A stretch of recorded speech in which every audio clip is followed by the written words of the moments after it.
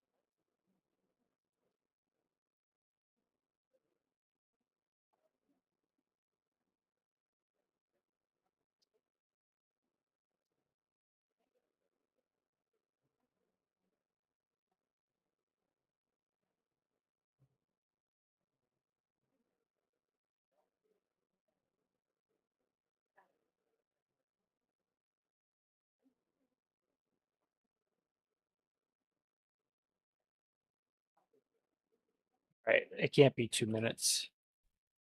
I'm gonna try for 4. I'm gonna try for 4. I think I can make it in 4 minutes. Show checkboxes.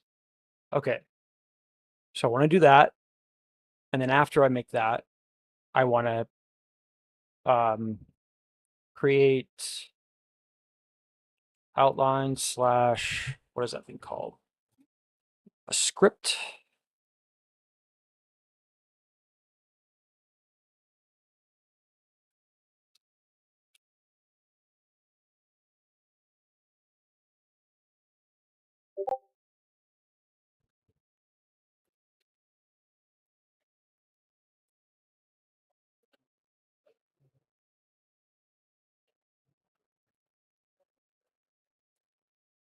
So then one of the ones I want to make is I want to make the um,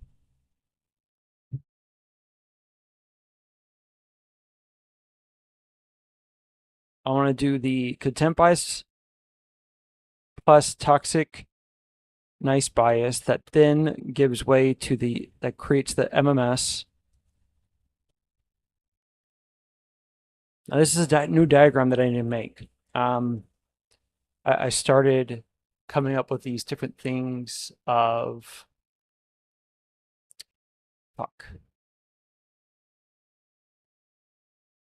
How do I see favorites? That's AI? Open chat AI. Okay. Well, that's interesting. Favorites.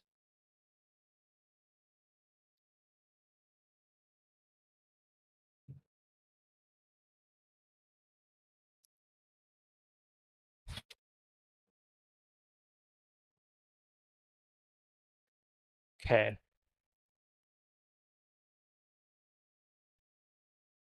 So search.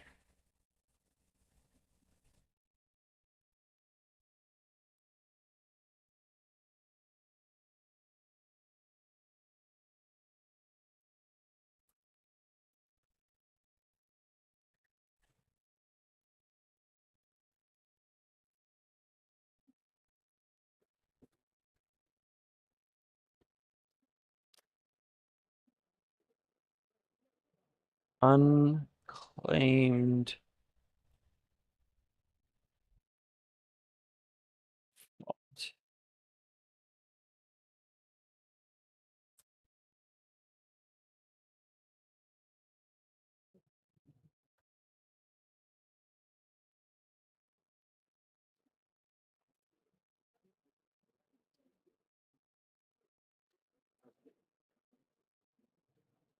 So behavior economy it is the contempt showing contempt bias plus toxic nice bias, creating the MMS that then creates unclaimed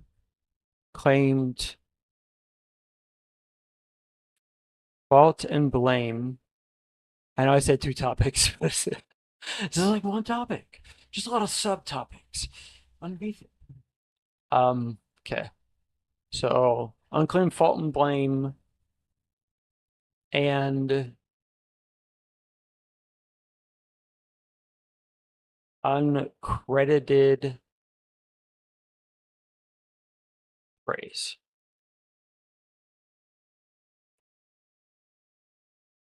I've got to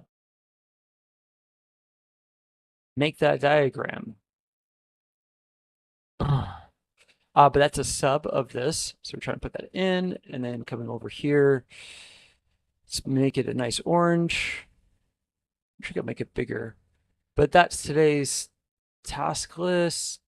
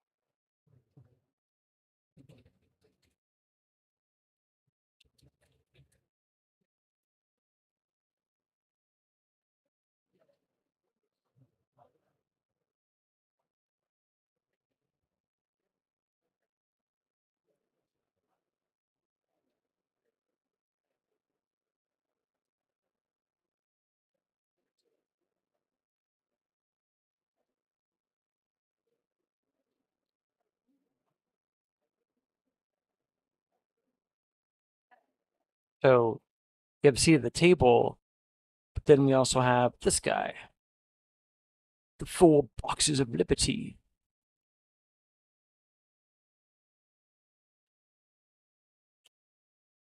So first we say the four boxes of liberty.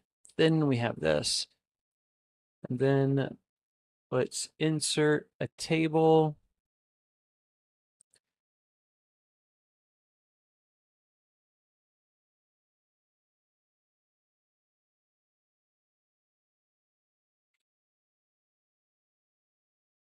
It's basically like there's like areas in the document of as we're judging these people, we need to take into account what's happening. The thing with the seat at the table, which is actually specific things that Destiny and Pisco was bringing up in the debate. So what I have here for video is this is the relitigation after the day or two after the debate. And then you get the debate up. I guess I could like favorite this bookmarks toolbar. Can you create folder? Yeah. Um, I should have sections inside of my videos. Favorite this one.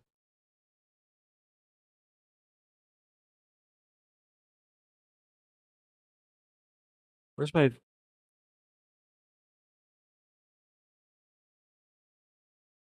That's weird. Okay. So now we can close this.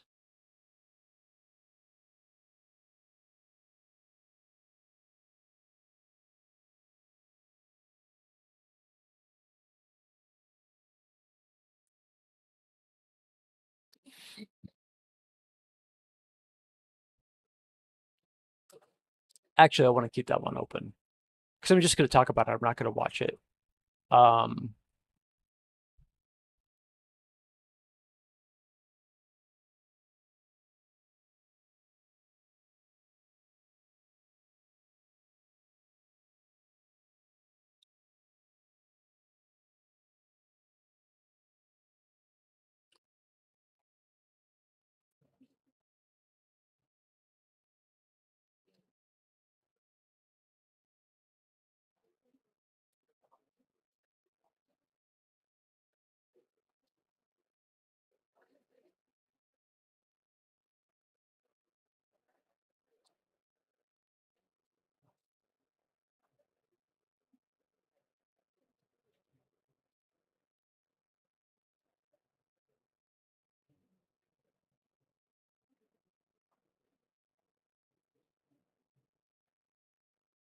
okay.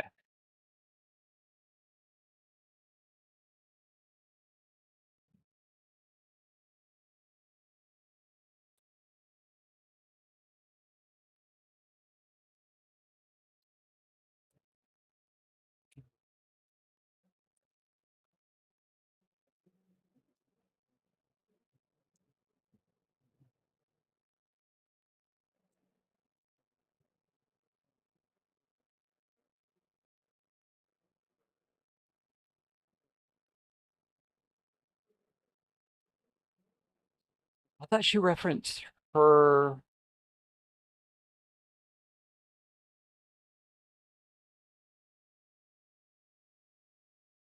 For everyone. The amount of social services and government programs, taxes, legal time that goes into this social relationship falling apart is insane. And I feel like people don't really process that until they really watch it happening around them. And a good portion of our societal problems beyond just like nuclear family falling apart are caused by nuclear family communities and relationships falling apart. Like you look at drug use or alcoholism after a marriage ends, or the type of person to get into crime. Like, did they have a broken family? So most of our societal issues come from individual social relationships falling apart. I mean, we'll look at it as like a point on a graph where it's like, oh, well, we've got X amount of drug users and that's a problem. We have X amount of homelessness and that's a problem. And then a lot of leftists, which is why I have a big problem with them, will say, well, we need to introduce a social program in order to fix this number of drug addicts or homeless people. And it's like, well, why don't we ask them more questions about why that happened in the first place instead of just constantly putting band-aids on gaping wounds? Why don't we look at, oh, did they have a successful nuclear family? Wow, look at that, leftist. You're trying to destroy the nuclear family, and that's like the one thing that's holding people together and is like a place that they can go back to for emotional support, financial support, these kind of things. So maybe we wouldn't need all these social. Anyways, I could get into that. But my point is that social relationships falling apart is the collapse of society, individual social relationships. You can't talk about it in this like nebulous terminology. It doesn't get to the bottom of it. Now, what causes relationships to collapse? Usually a communication collapse. That's usually what does it, when you can't get through to one another, This is something that even the most liberal therapist will tell you, despite what Matt Walsh says, they can be correct sometimes. Communication, the foundation of successful relationships. And guess what? That communication should go out towards a community as well, not just like your romantic partner. It's usually going to be a healthy community when the community can communicate as well, right? All right, still with me, libs? So it is this inability to get through to one another, to agree on similar values and boundaries, morality differences, what is viewed as right and wrong, or what your role is in a relationship or a partnership. And to be fair, this is actually where we can really stick it to the trad stereotypers. High education, strongly correlated with relationship success, strongly correlated with reduced divorce rates. Why? Because these people tend to be able to communicate with one another better. Their reading, writing, ability to define words and be using the same words, understanding one's own psychology and emotional responses as well as the other person's. Pretty helpful stuff when it comes to formulating a relationship. So all these trads that are like, get married at 19 or you hit the wall, don't get an Maybe I can have Chat GPT help me find what I'm looking for.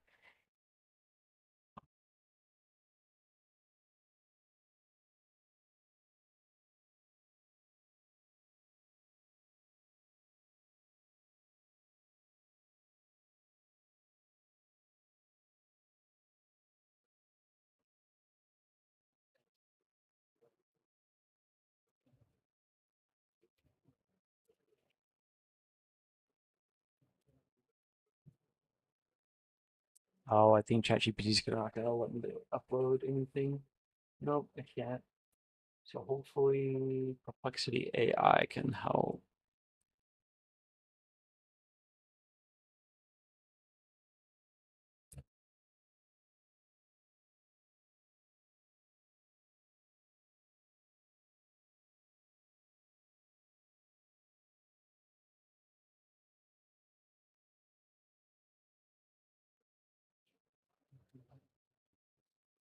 Look through this YouTube transcript for where the speaker is referring to their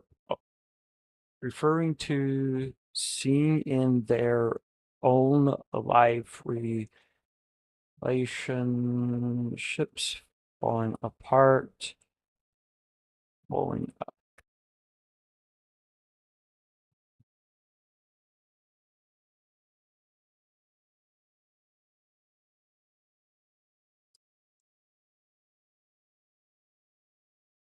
Yeah, it was at 9:30.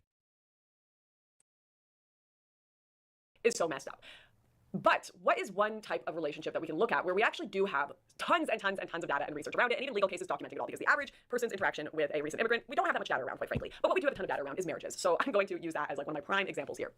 If you're younger and you're tuning in, just so you're aware, chances are if you are ever in a legal dispute, it's probably going to be about a relationship. It's probably going to be some sort of marriage issue. You are having maybe even a business, social relationship falling apart. Just most of the time, if your life is blowing up, it's going to be a miscommunication problem with someone that you actually wanted to get along with. And it just, holy crap, like I'm at that age, I don't know, 30 is like divorce o'clock, but everyone around me, there's long-term relationships or marriages are just blowing up right now. And watching it in reality and how it That right there, that was it. Okay.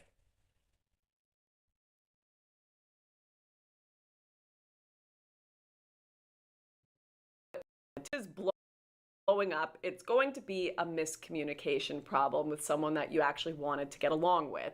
And it just, holy crap, like I'm at that age, I don't know, 30 is like divorce o'clock, but everyone around me, there's long-term relationships or marriages are just blowing up right now. And watching it in reality and how it affects the world and people's lives, oh my gosh, like destroys them.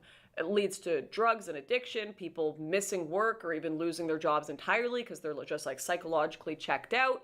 Out a relationship, it's probably going to be some relationship falling apart. Just most of the time, if your life is in a business, social relationship falling apart. Just most of the time, if your life is blowing up, it's going to be a miscommunication problem with someone that you actually, maybe even a business, social relationship falling apart. Just most of the time, Okay, right where she says most of the time. most of the time, if you're maybe even a business, social relationship falling apart. There we go. All right, so that one's primed. Okay, so that is the video of. So there, that's what I want to go to first. Then I want to show fight right. Um,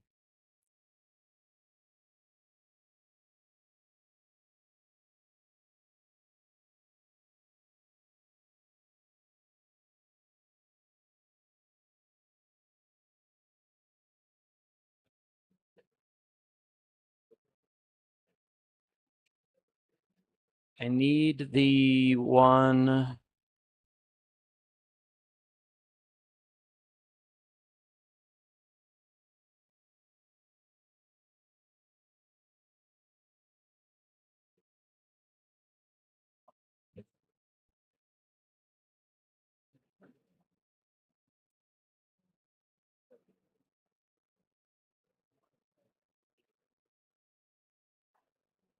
If you want to,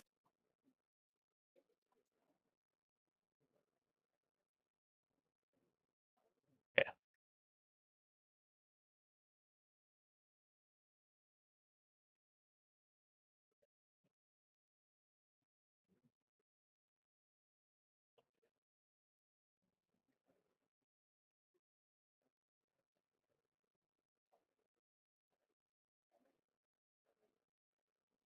argument, and many people are, and instead of listening and trying to make peace and sort things out, they'll use all sorts of subtle forms of suppression in their ensuing dialogue just to keep everything, under the rug or in the closet. I wouldn't recommend that as a medium to long-term strategy, especially if you're trying to bring peace to a household.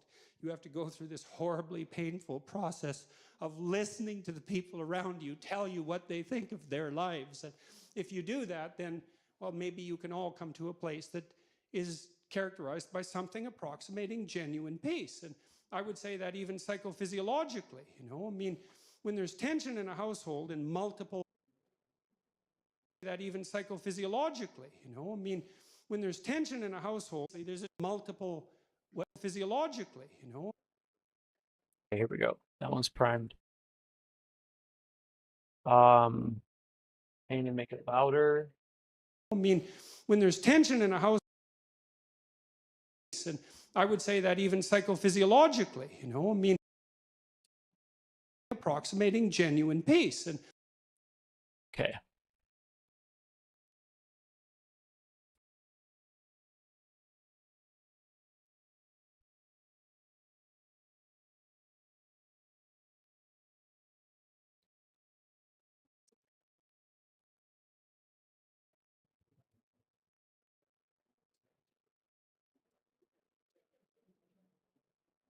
That's the Congress one.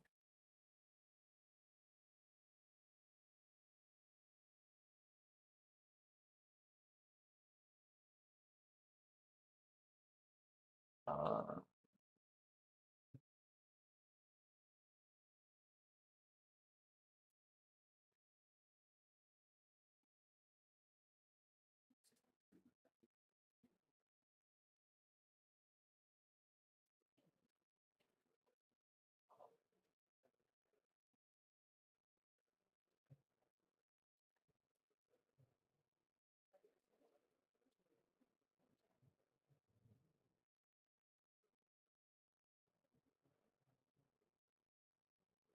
okay.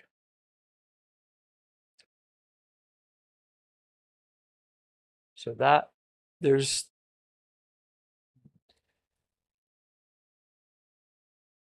that. Okay.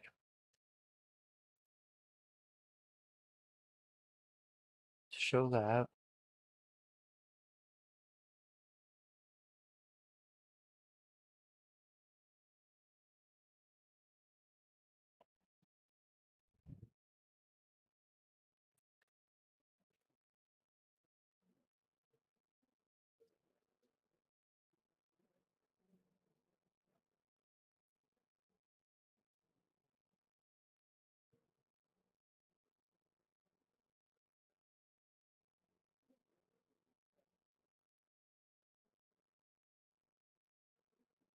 Can I just drag that here like this? Okay, good.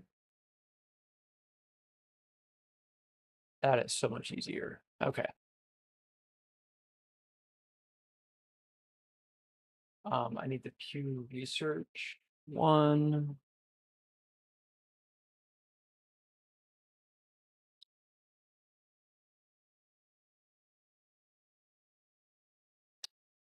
You don't, you don't know me at all.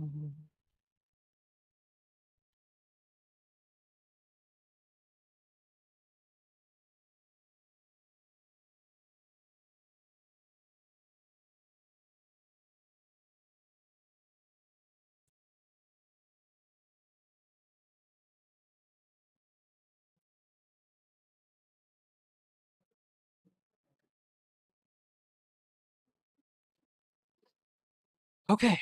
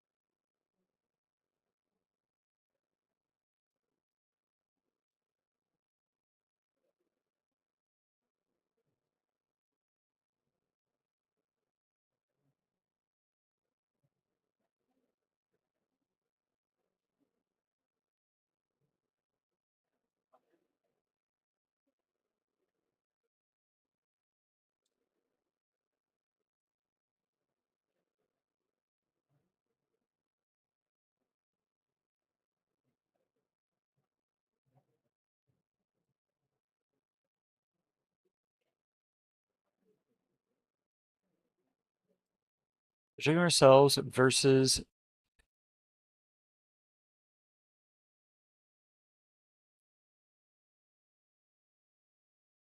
Nah, yeah, I do want to just hit enter.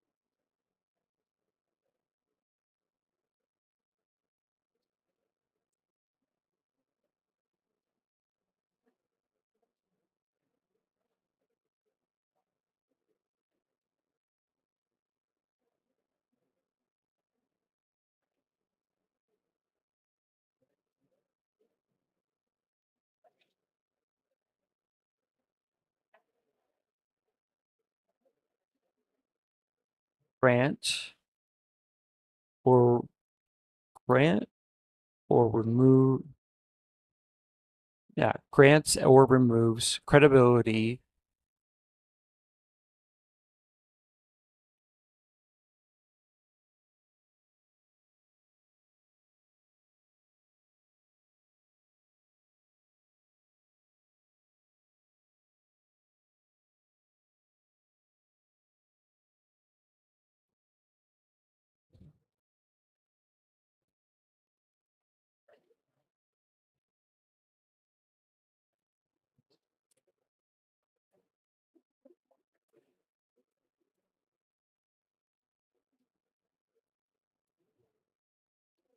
unfairly judging ourselves versus the other side in the court of public and private opinion.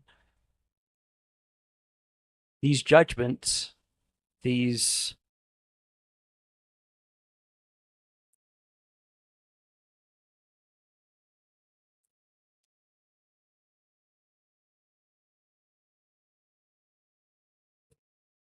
either grant or remove these unfair judgments either grant or remove credibility to have a seat at the table.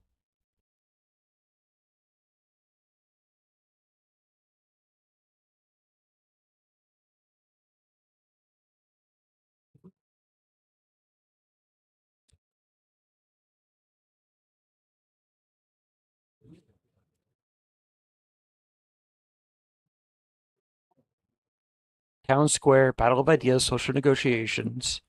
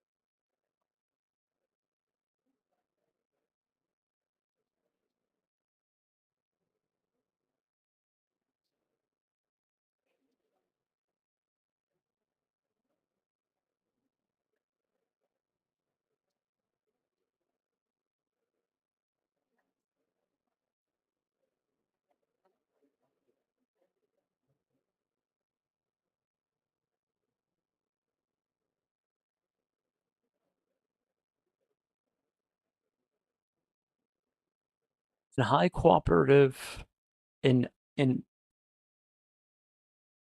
in a society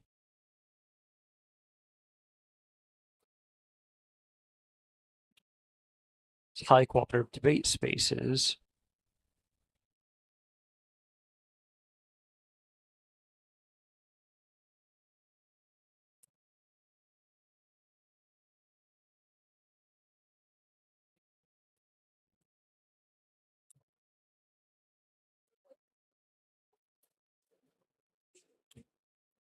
where different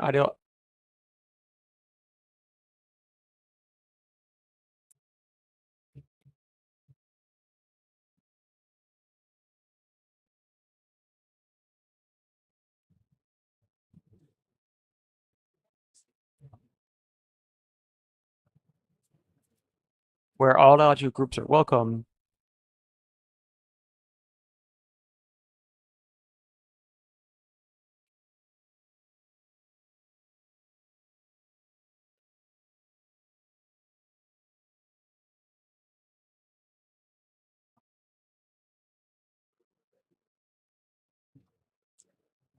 Then all of these groups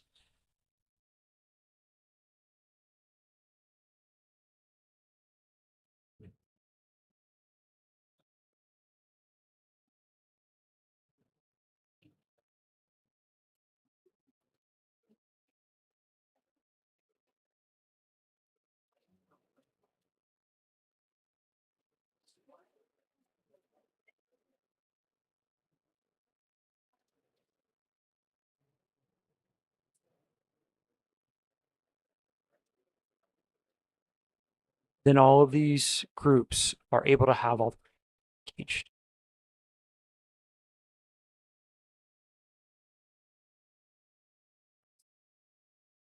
Okay, I'm not wording this right.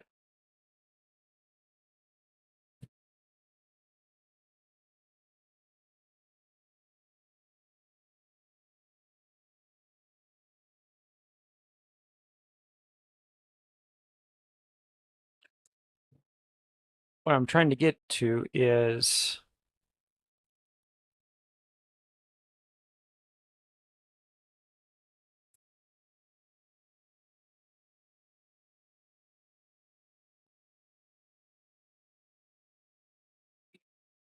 great faith plus great, oops, that's not plus, plus great form,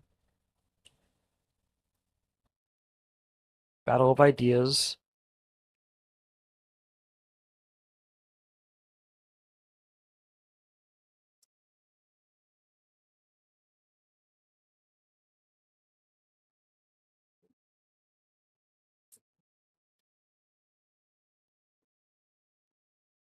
What I'm trying to show here is there's two different forms of warfare. There's political warfare.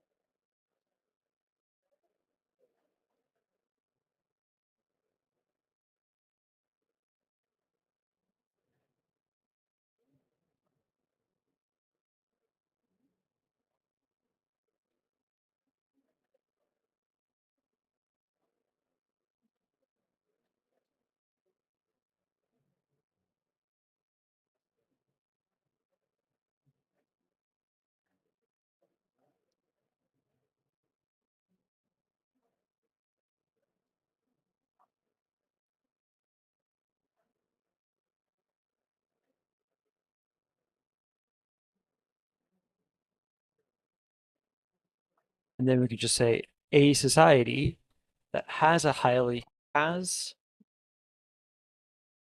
cooperative debates.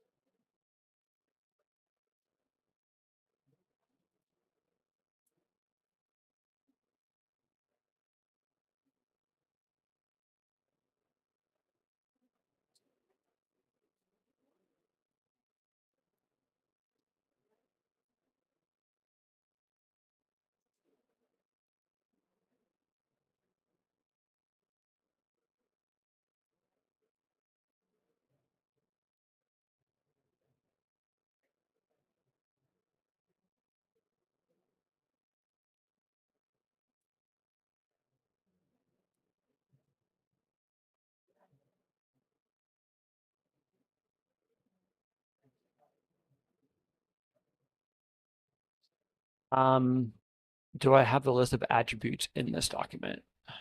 No.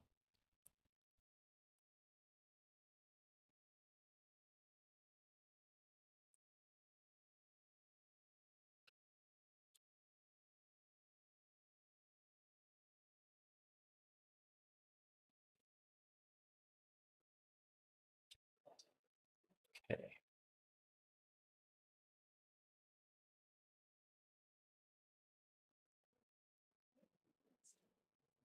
Folder, documents, and then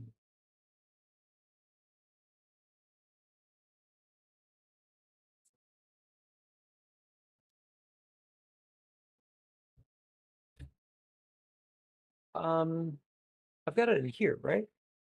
Yeah, right here. Uh Fuck. Okay. We will just we'll copy this whole thing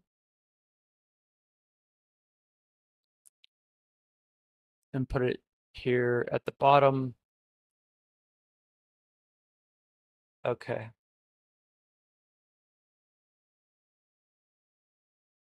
Put attributes at the top of the legend.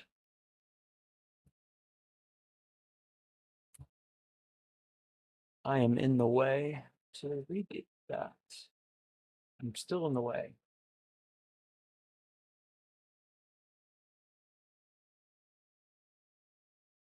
Okay, with that closed, I'm looking okay. All right.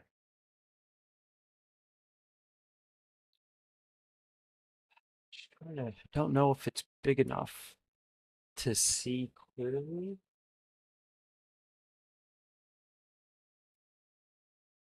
I guess I need to like, yeah, let me test and see if I can see it from my phone.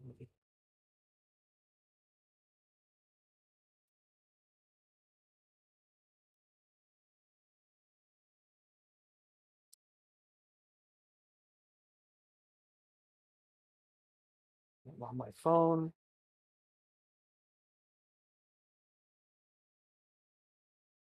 So it is a little hard to read.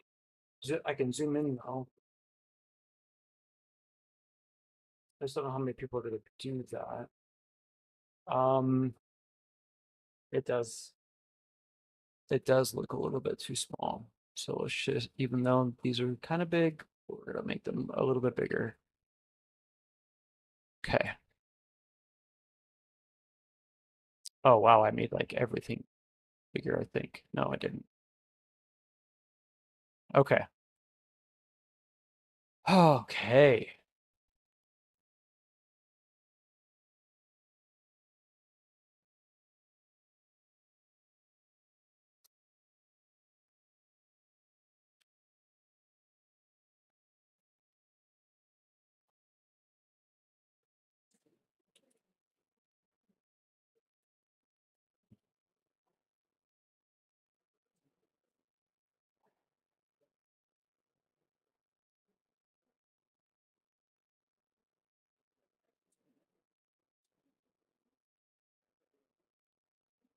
Okay.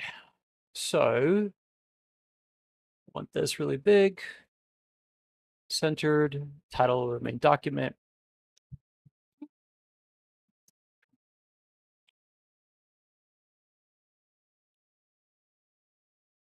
So in the preamble notes, this would be list some listing some of the more common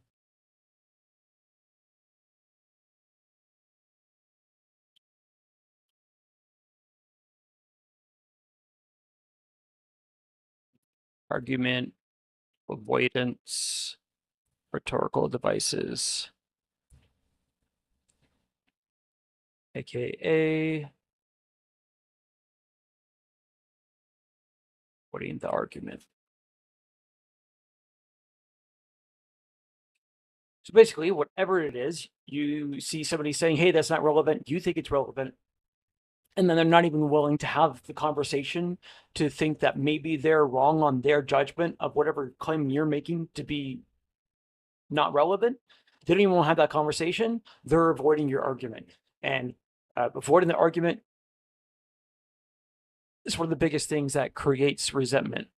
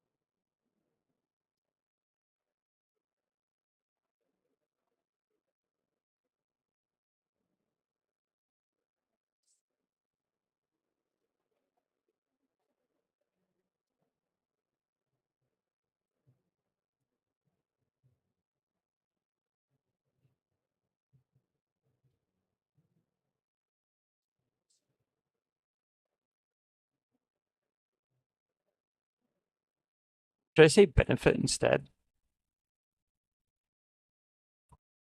Value slash benefit. And then very high corruption.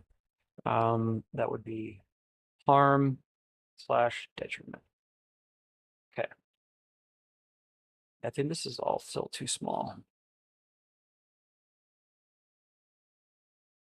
You want to make it to larger.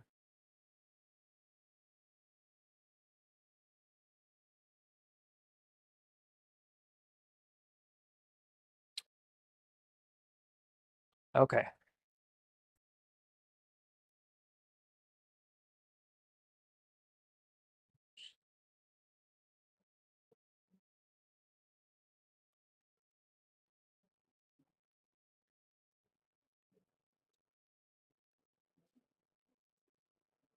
So we'll center that.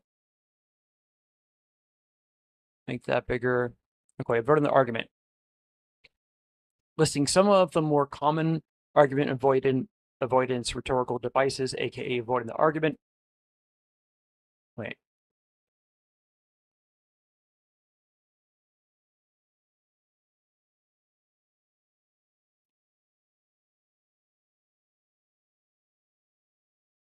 Yeah, I just need to delete this. And then it works. Okay. Actions are a very long list in our common sense judgment standard that are very low fairness, aka value and benefit, and very high corruption, harm and detriment. Now here, people are going to go, I don't have corruption in my, I don't have corruption in my judgment standard. No, there's no corruption here. No motherfucker, corruption's in the blah, blah, blah. And that's why I need like, okay, in the legend down here, we have, I'm pretty sure we don't. Yeah, we do. Right here.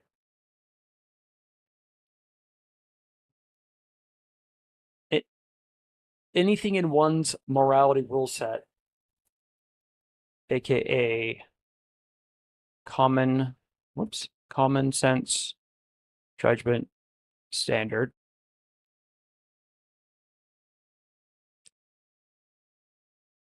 Okay. So this is Project Soul's definition of corruption. Anything in one's morality rules, and I think I need to start here. So to make the 4-minute video that I want to make, I'm almost prepped for it, I believe.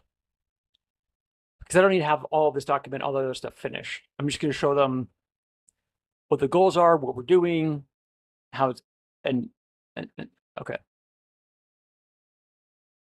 Okay. So here's the Pisco versus Destiny debate. 2 versus 2 to debate. Here's the relitigation after the fact.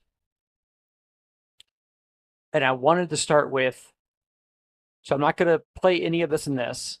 I'm just going to talk about them to show that's what this document is and what we're going to do, and then just show a few of the things from. So this is going to play for like, I think just like 30 seconds, maybe a minute.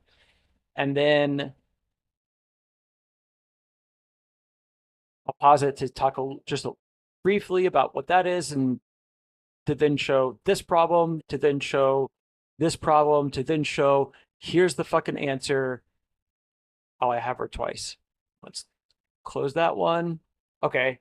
But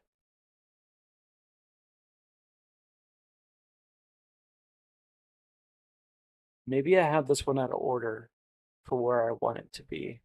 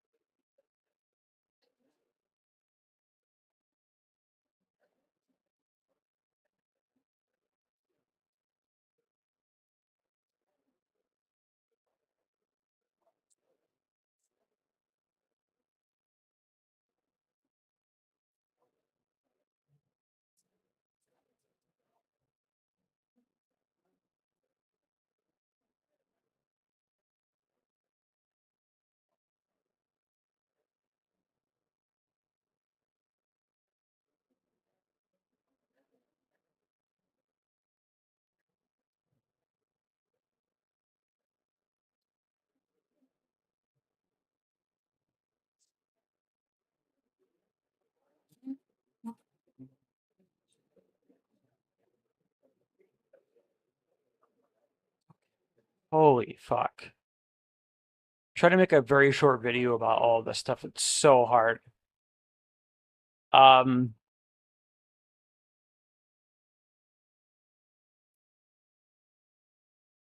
there's toxic love. Toxic tough love. Toxic.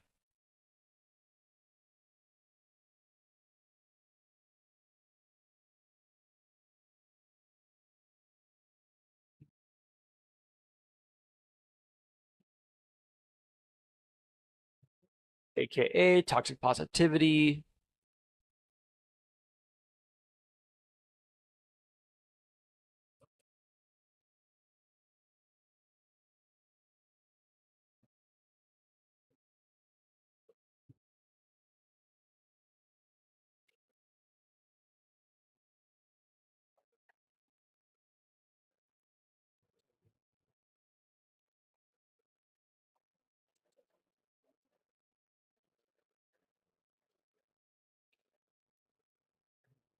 The left's prescription.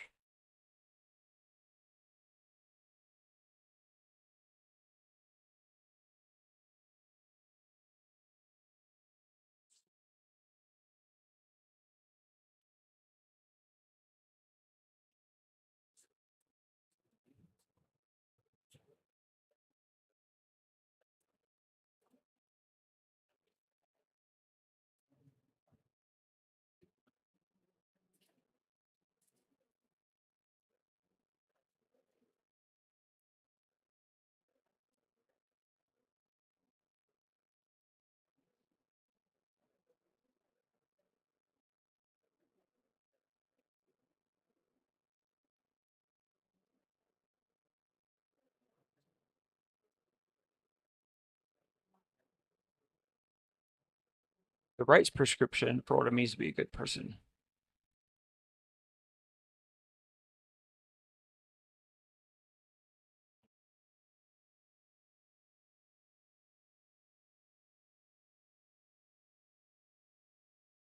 It isn't always contempt, bias, judgments that when a person says these things. In fact, quite often it's a lot of care, and it's seen from a place of tough love.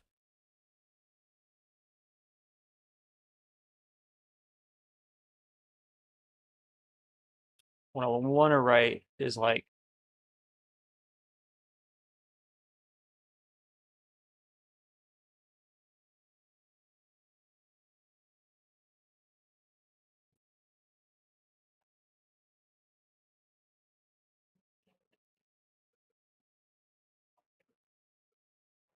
Okay. Oy vey.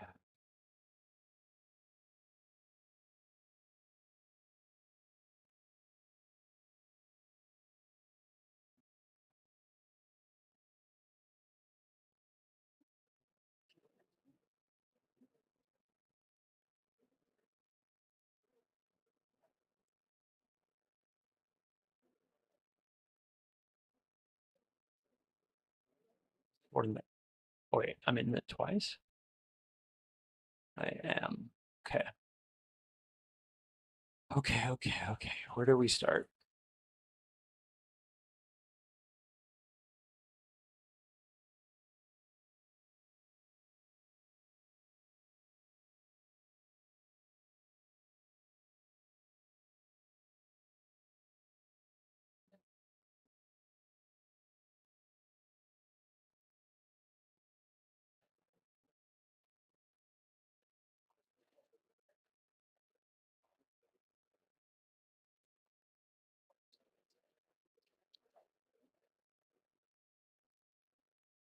Unfair judgments.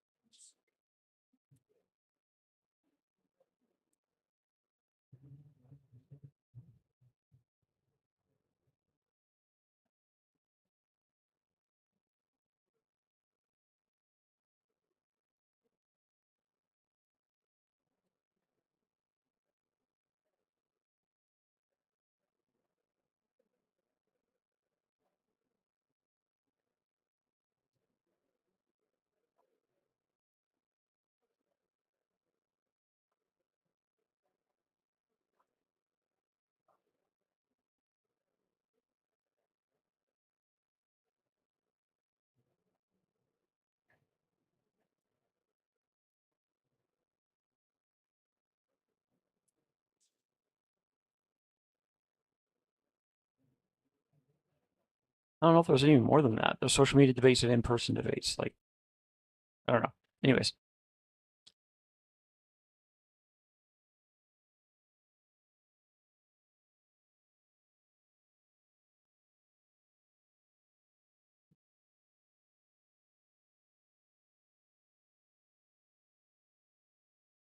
like I want to open up with that we need to resolve our disagreements. And I feel like even just that and trying to convince somebody of that, that we need to resolve our disagreements, there's just like this incredibly high hurdle. Like, no, we don't. We can just agree to disagree. I've done it so many times. Blah, blah, blah, blah.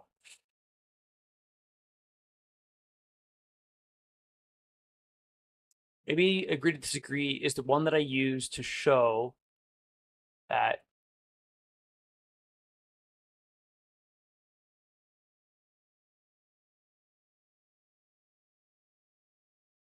um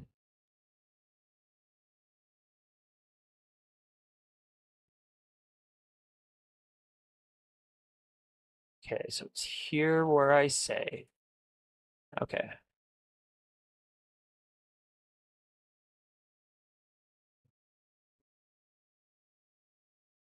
some of the more common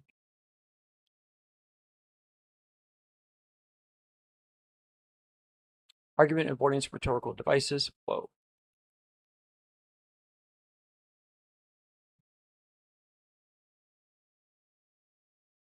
Okay.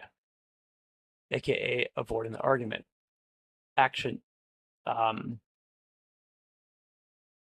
can just put a period at the end of this and say, and then start a new sentence of these are these actions are a very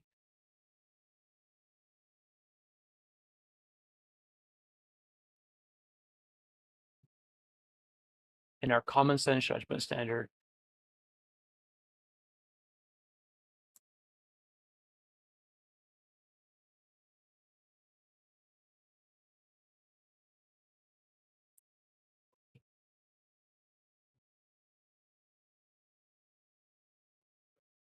are very low fairness.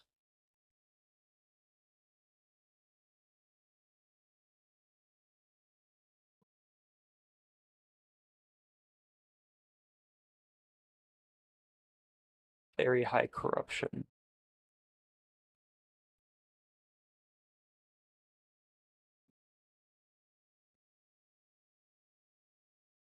And then show just with agree to disagree.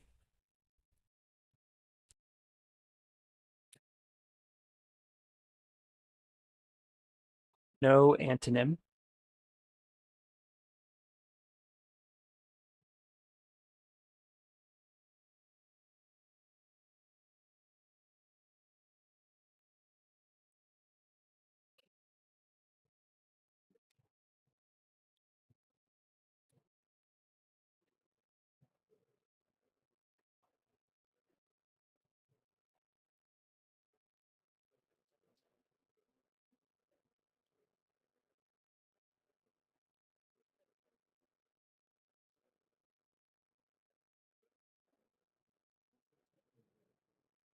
Okay. No antonym rule for how much agreement on what. No, how much agreement we must have on what topics.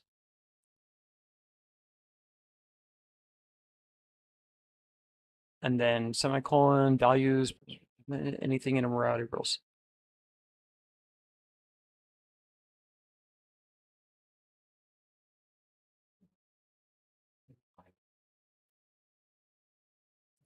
Rule, value, principles.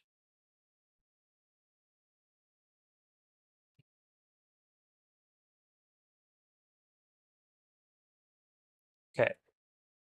So I then could come here and say, okay, this is the thing we're doing.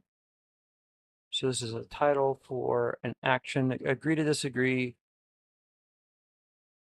And then I'm going to copy very low fairness.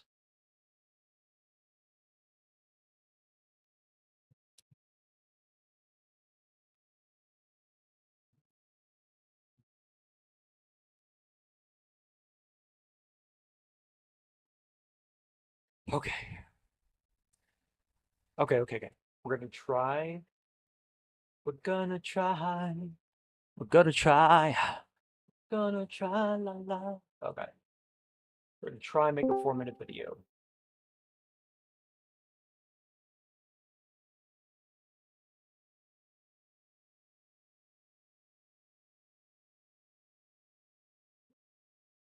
Okay, hold on. With the video though, with Jordan Peterson. I would say that even psychophysiologically, I mean, when there's tension in a household and multiple, what would you say, systems of value operating simultaneously, there's a tremendous confusion about what should reign supreme, right? And you think, well, nothing has to reign supreme. We can all have our diverse opinions. No, you can't. Not if you're going to live together in harmony. There has to be some overarching structure that unites you. What else is a family? So then, let's see. Um,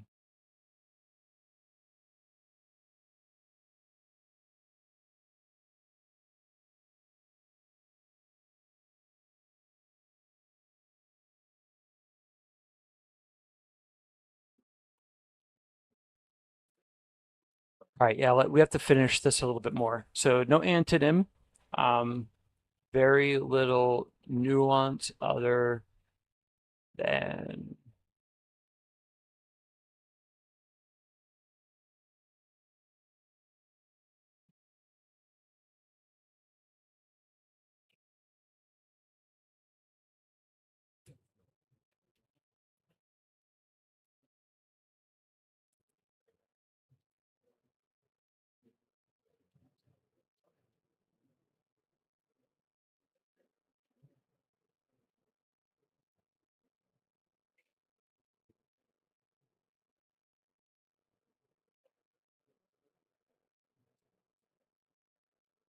okay. And then this one being the example that I'm going to use, we'll make the whole thing a certain color.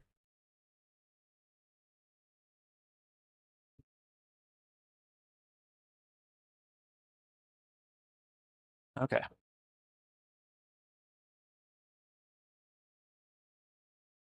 What would happen with all ideological conflict?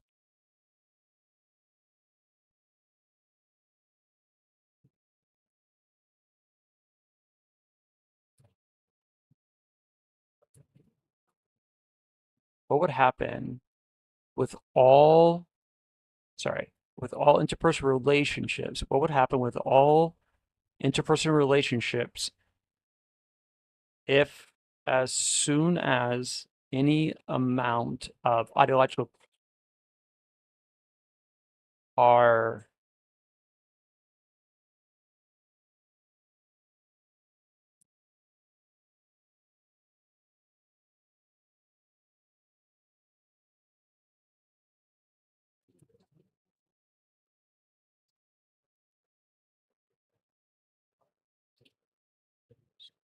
agree to disagree?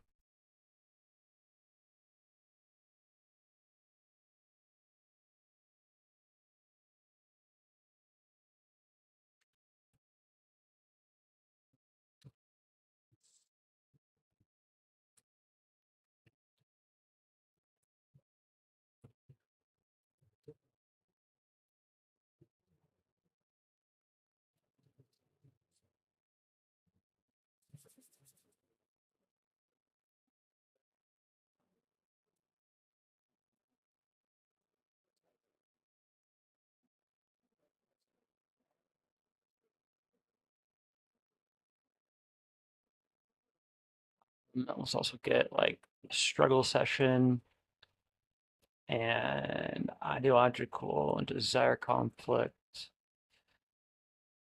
Let's make them a different color.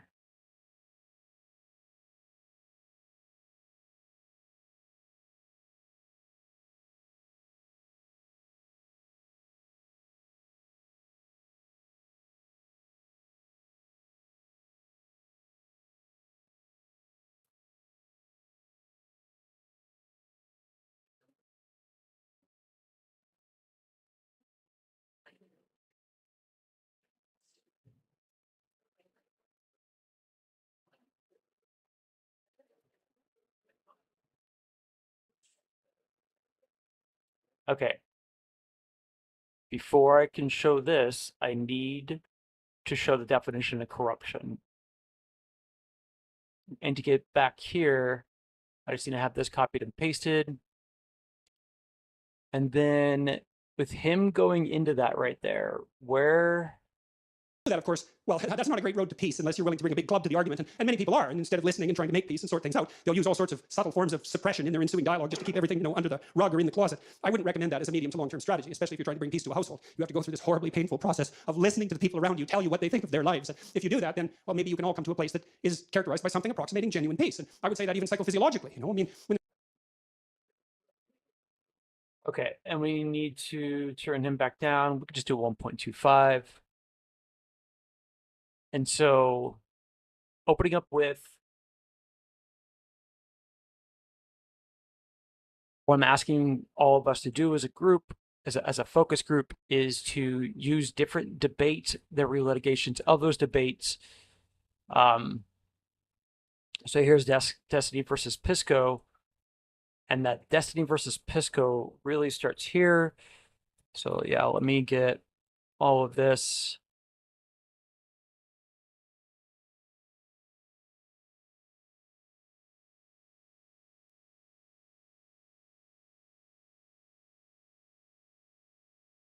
Actually, hold on.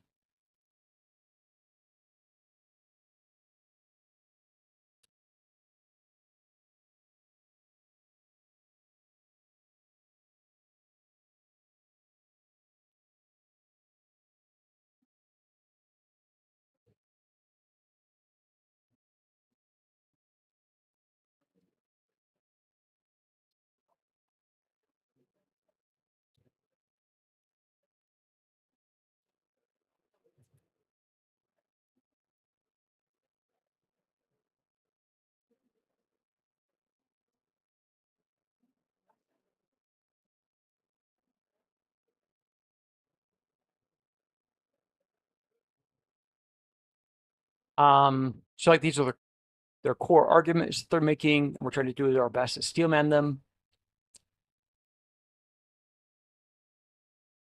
Talking past one another. I do want to read these first two sentences. I can't read everything on everywhere, obviously. Like it's just it's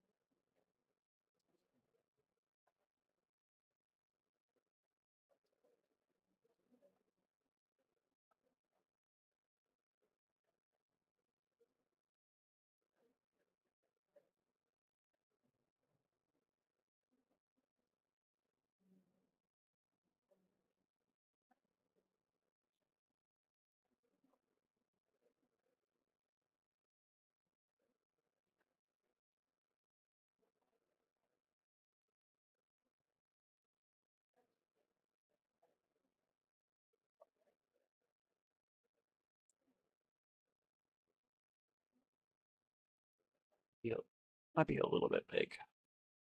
All right. Okay. I'm gonna go pee and then Taylor should be able to do it.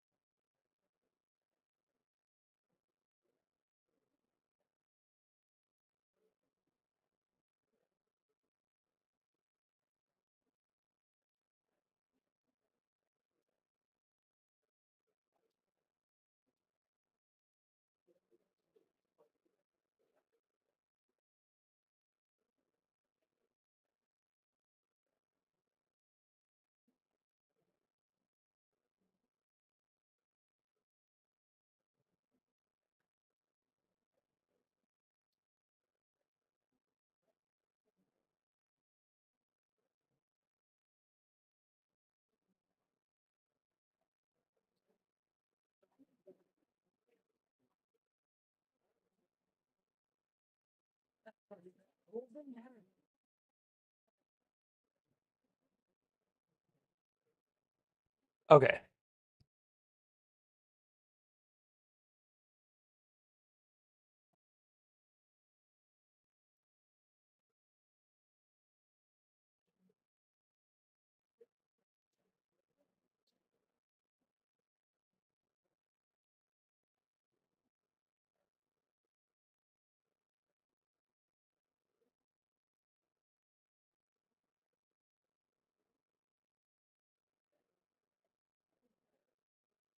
Damn it, Jim, I don't know where to put my camera.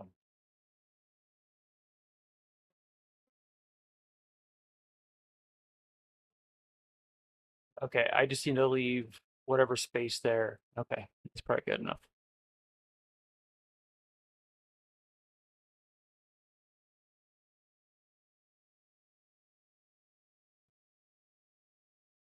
This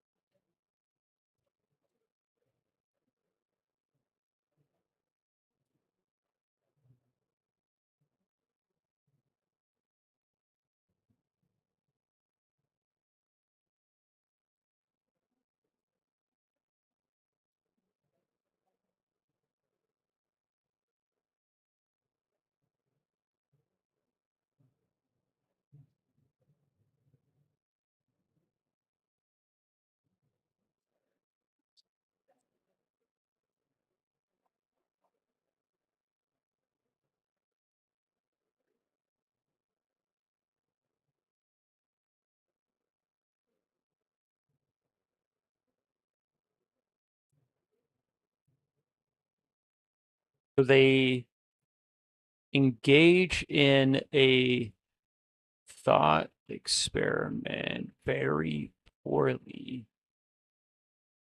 and person B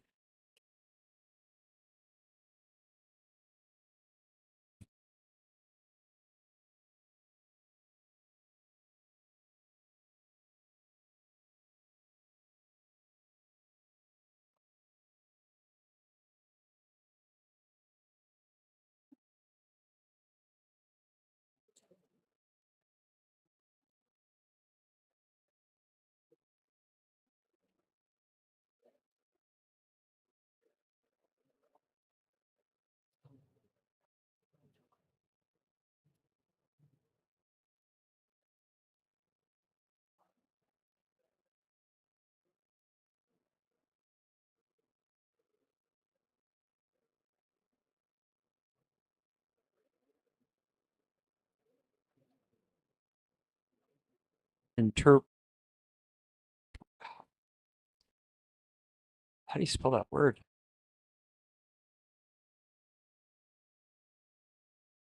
That's interrupts.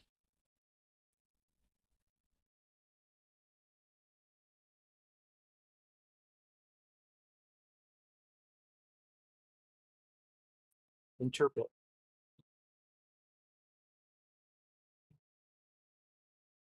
Use my brain. Interpret. Yeah. Interpret. Interpret. Interpret. I don't know. Okay, wait. Where was I? Shit.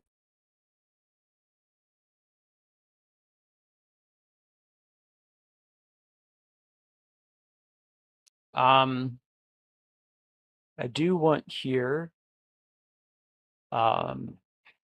Charlie's quote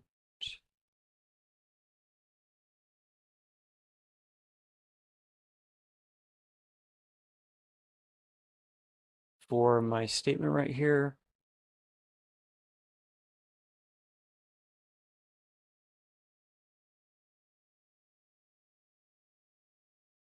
And then all of this text needs to get bigger.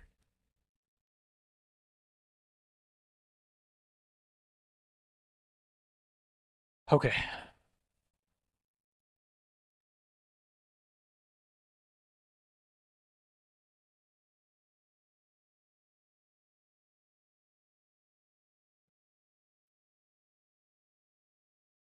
The 4 boxes liberty is my claim here. And then my subpoints to support said claim are these. Okay.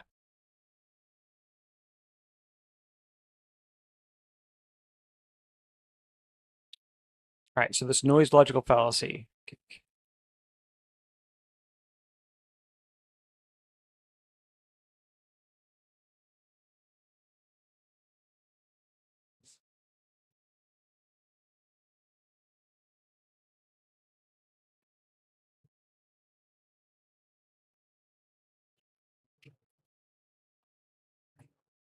So you must be bad faith. A person A is good faith plus bad form. We'll do the whole thing where we're going to consistently each time these are here. Okay, so they do a bandwagon fallacy that they were not taught, and person B interprets this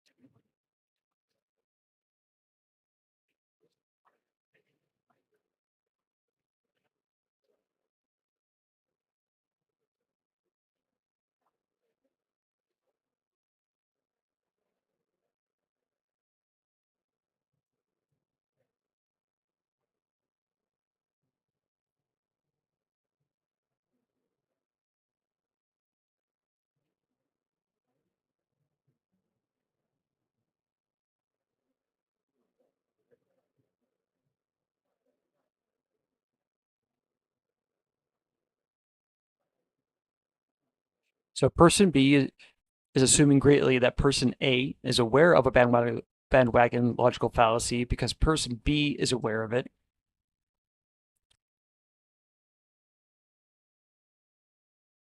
Plus, it is a simple thing that all people debating know about.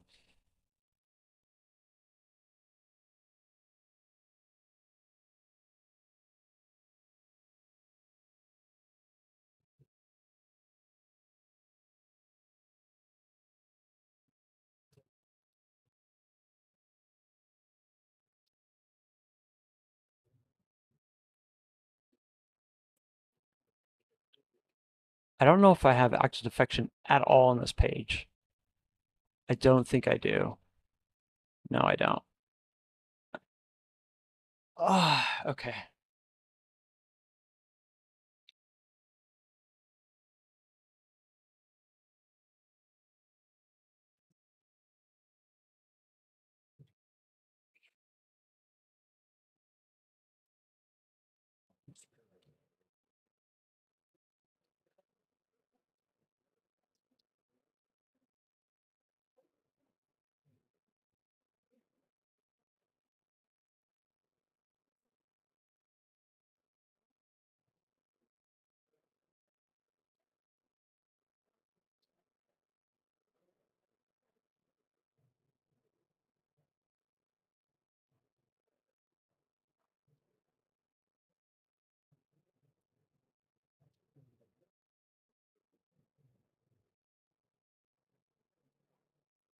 Hold on. So maybe it's just an actions a person.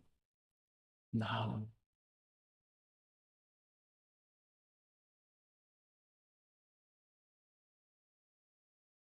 I want to say actions a person performs to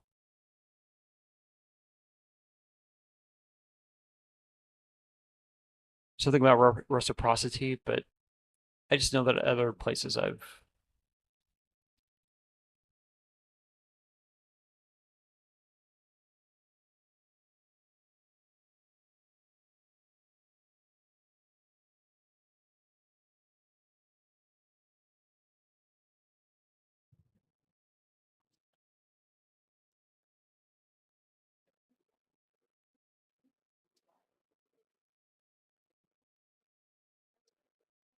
What? Why did you bring this up then?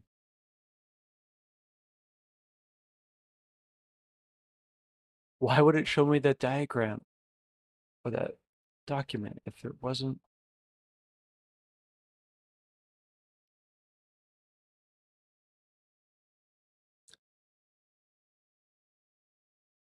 If you care about what I want, I care about what you want.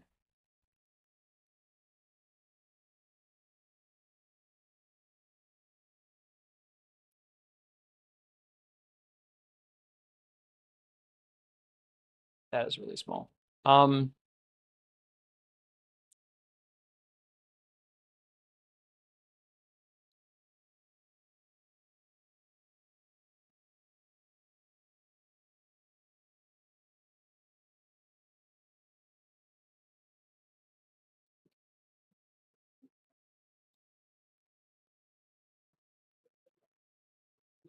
So would it be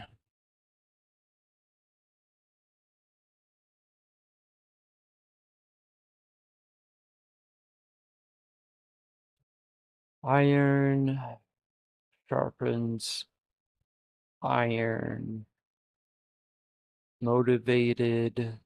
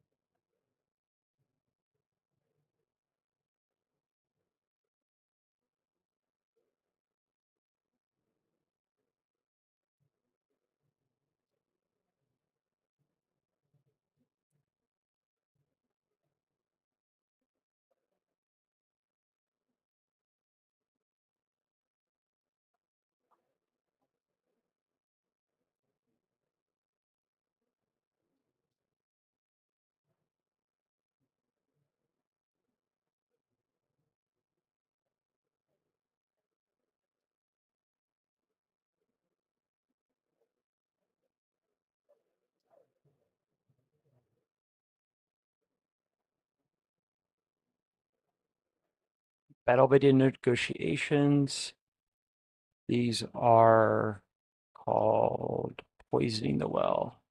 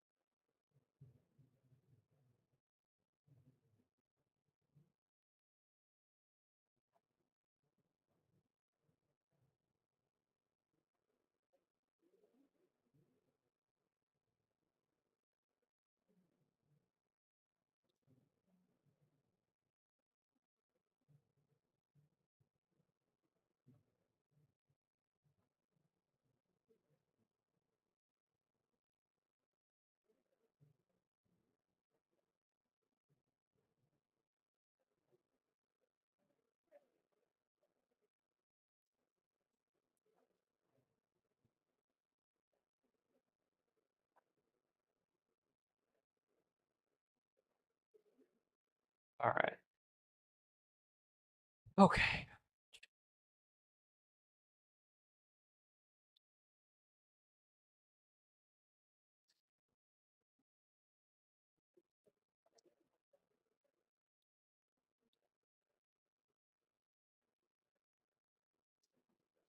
Is this one primed? I don't think so. There's tension in a household in multiple, what would you say I was, yeah. that even psychophysiologically, you know? I mean, Here we go. Okay. That is prepped. Where do I want it? Opening up the 4-minute video.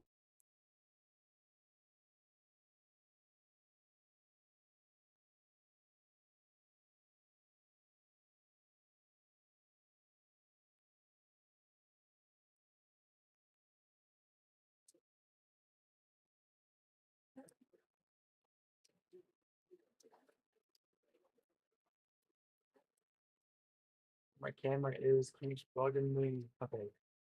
I think that's better.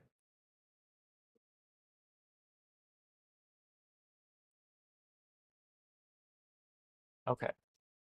Now you can't see the title of the document. Okay. Anyways.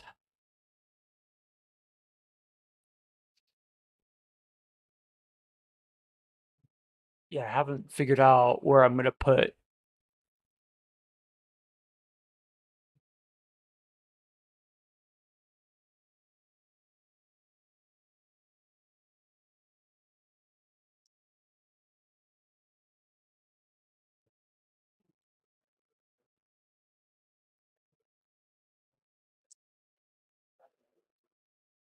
that's the legend. Which probably should go at the bottom. Whoa.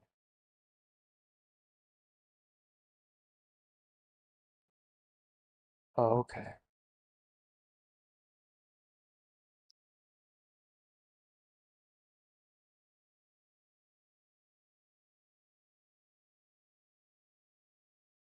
Okay. That's better. I was like, what's going on? Okay, so we want to take that and we're going to put that beneath just right here. And then up here, I should just hit home or something.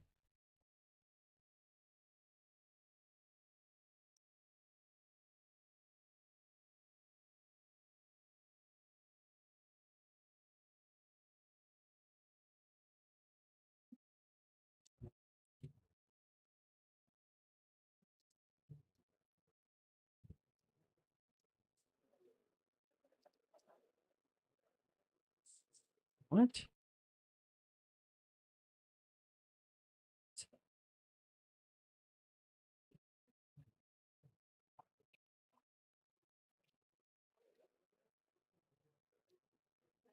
So, like the fastest way I will constantly refer to this just like contempt rising, but sometimes I say specifically manufacturing contempt. but it's just longer to say.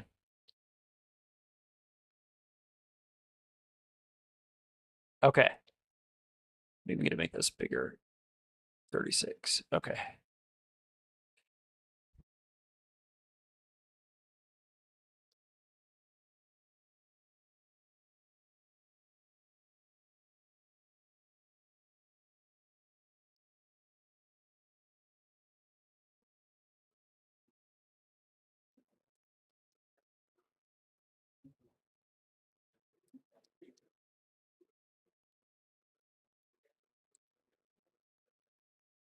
I think it feels like it's all really big, but it needs to be.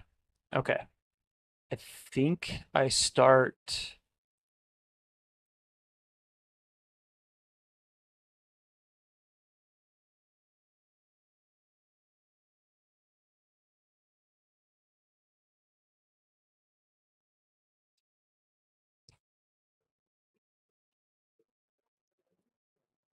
Okay, this should go underneath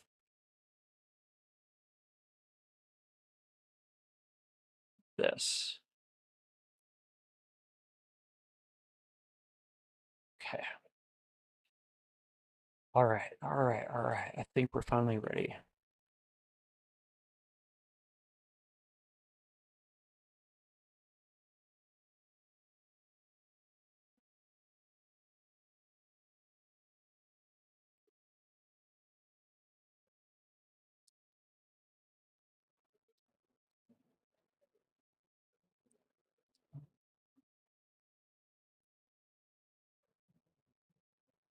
Oh my God. Okay.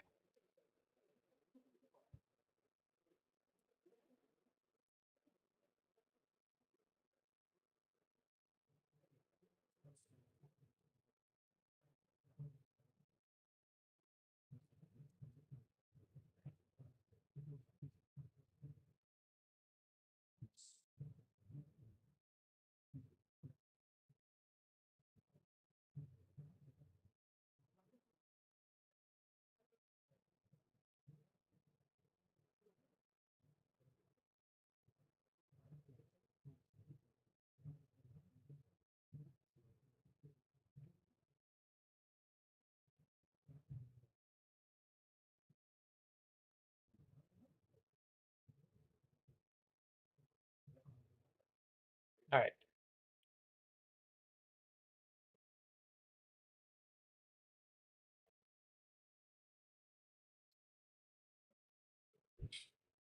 If you want to,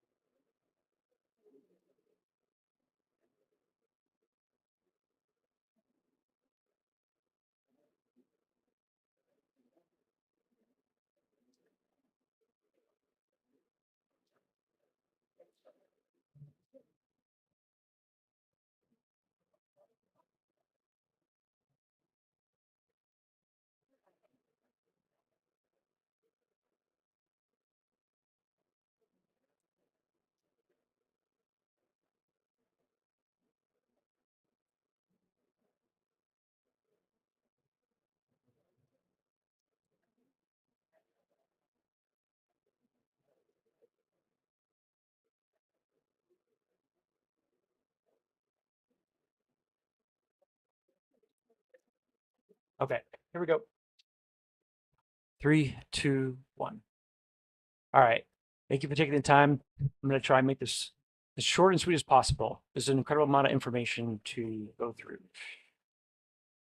I believe the list of the things that are forcing people to talk past one another, and I do believe that they're actual things that are deterministically forcing people, that there's high level social pressures because of the toxicity inside of every single ideological group. We're not as good as we think we are. We're all part of the problem.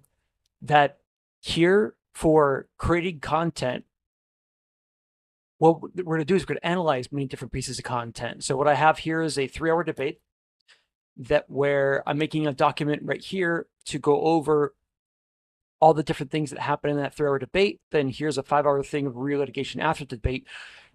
None of you have to start with these two. You don't have to.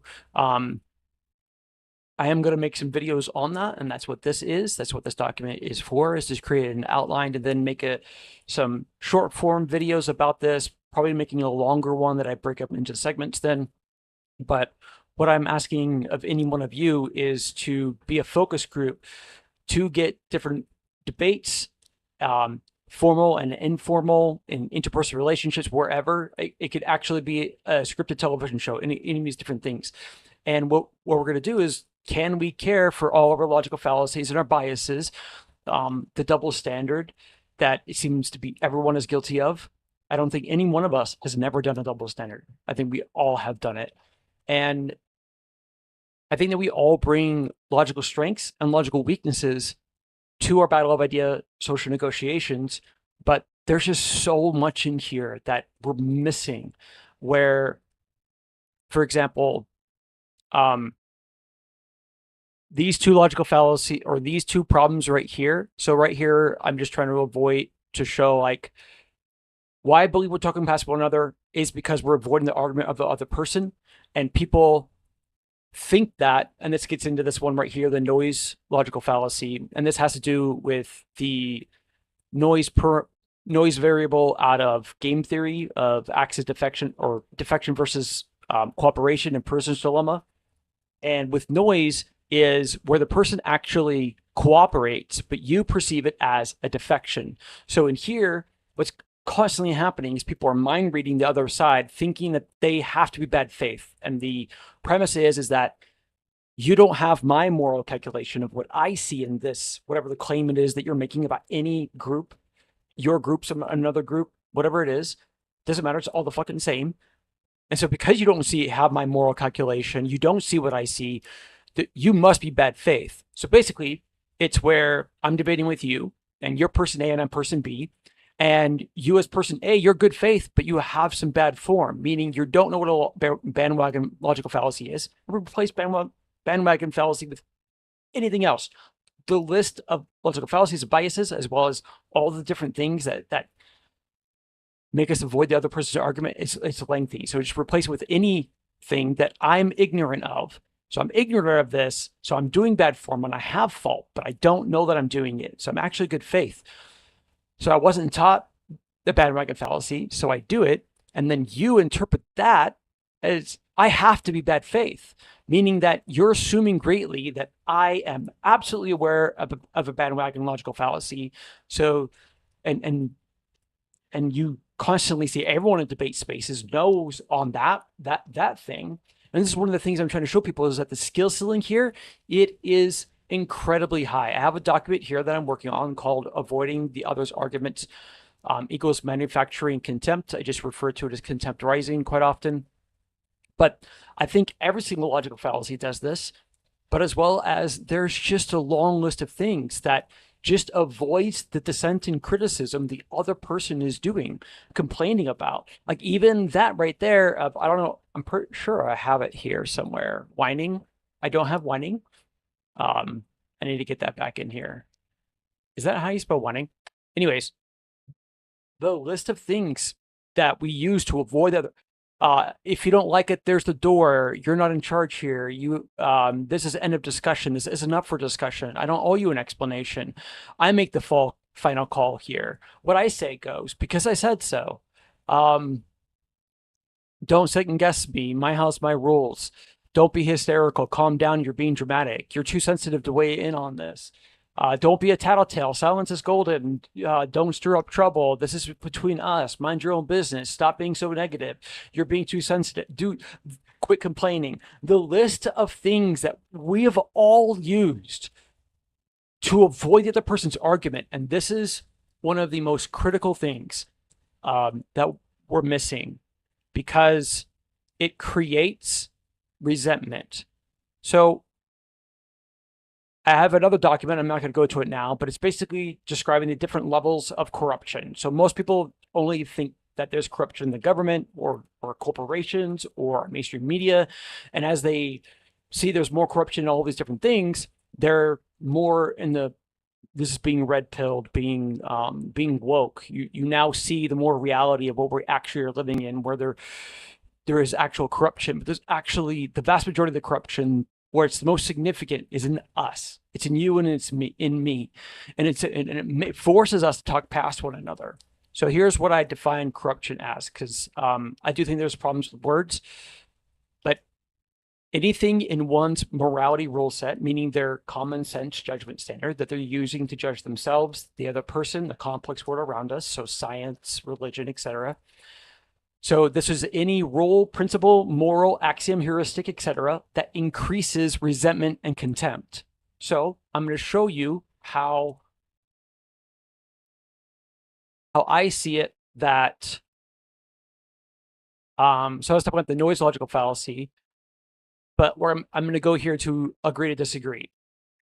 So agree to disagree, I believe. So I believe currently right now, just real quick, and the common sense judgment standard of the average person of every ideological group, they have very low fairness, so very low value and benefit, and very high corruption, so very high harm and detriment, meaning that the vast majority of what they have in the common sense of what they're using when they go, so they have way less logical strengths and they have way more logical weaknesses that they're unaware of.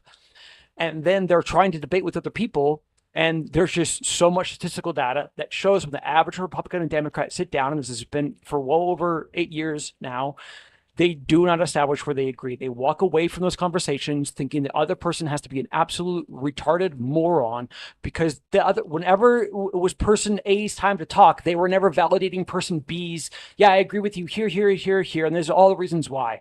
They've focused almost all the time. And even in the best scenarios, we're like, yeah, I kind of mildly agree with that. But here's the biggest point where you're wrong, and you're really wrong here. In fact, you're not wrong in any way. And the exaggerations that are happening as we are making our claims, this is the double standard that's happening, where people just are greatly exaggerating all of their arguments as the other side is also doing that. So this is the prisoner's dilemma thing. We're caught in this eye for an eye logic loop thing. The other person's doing a lot of list of bad behaviors, poisoning the well. So I am justified in doing that as well.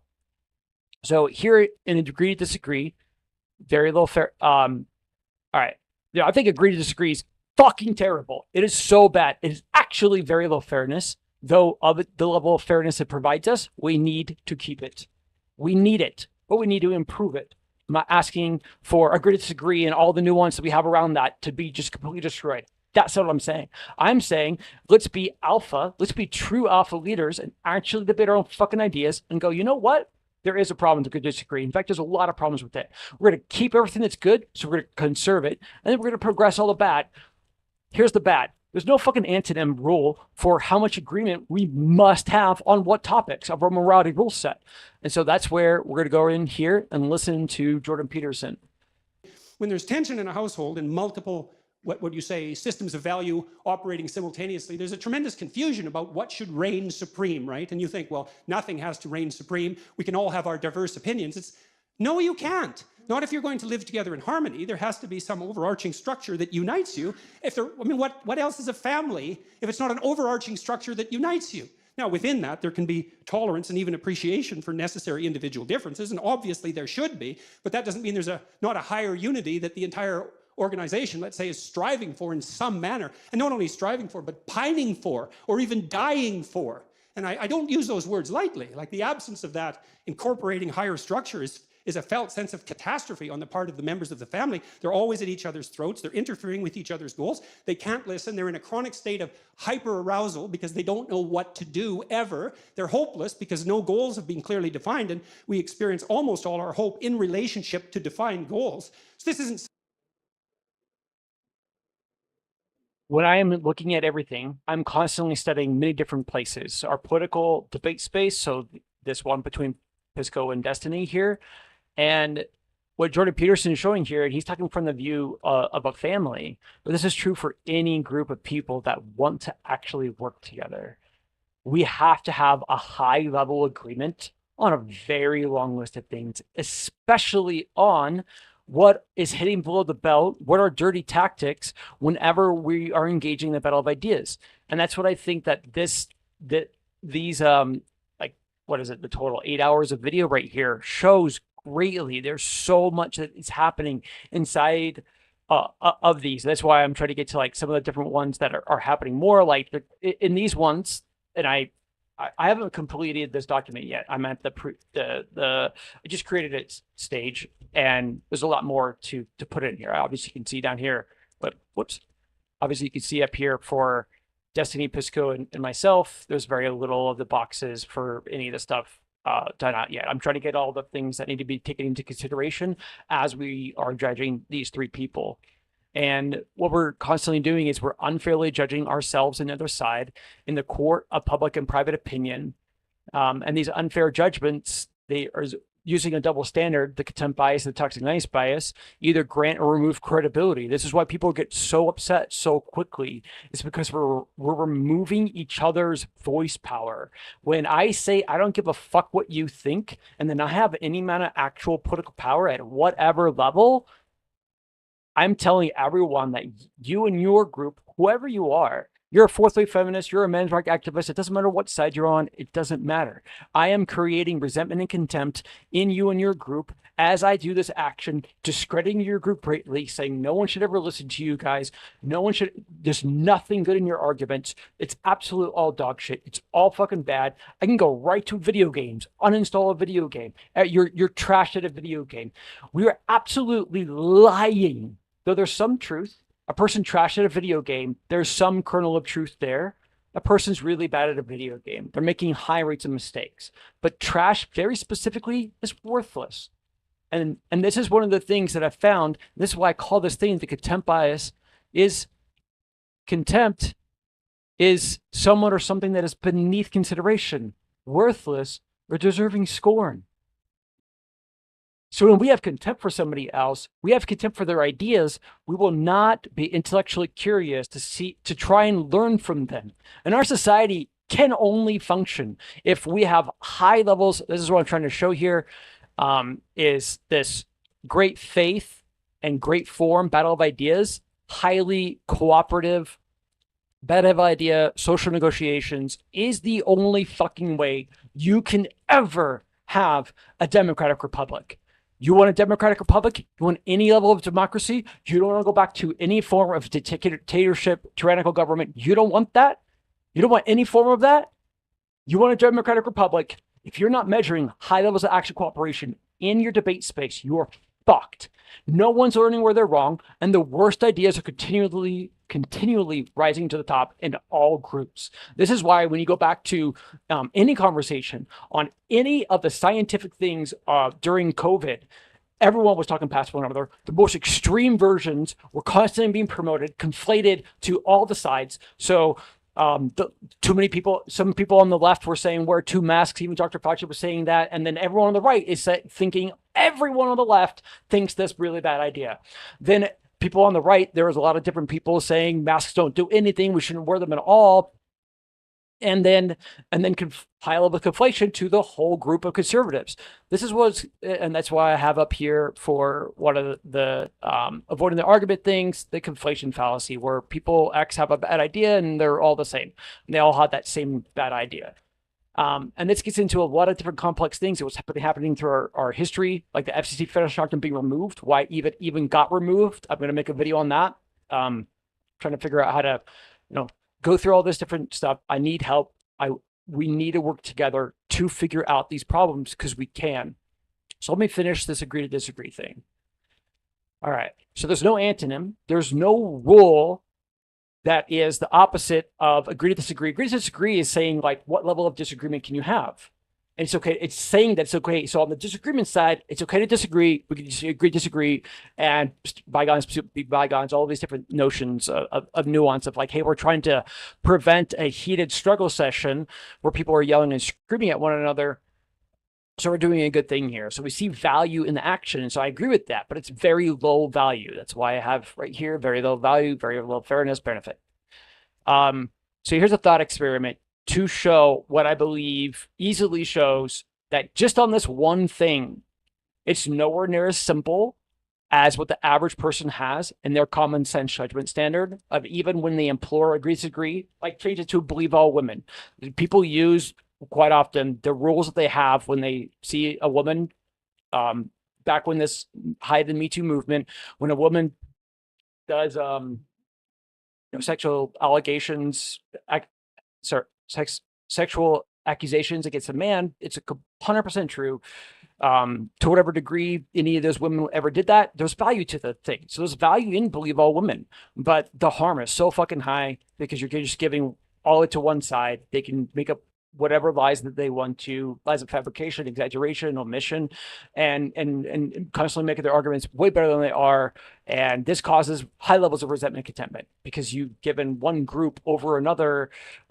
We take everything that seriously what you say, and that's one of the things that I'm trying to show here about be taken seriously. So one of the things that I started out with first to create this document was this thing of like the seat, or having a seat at the table.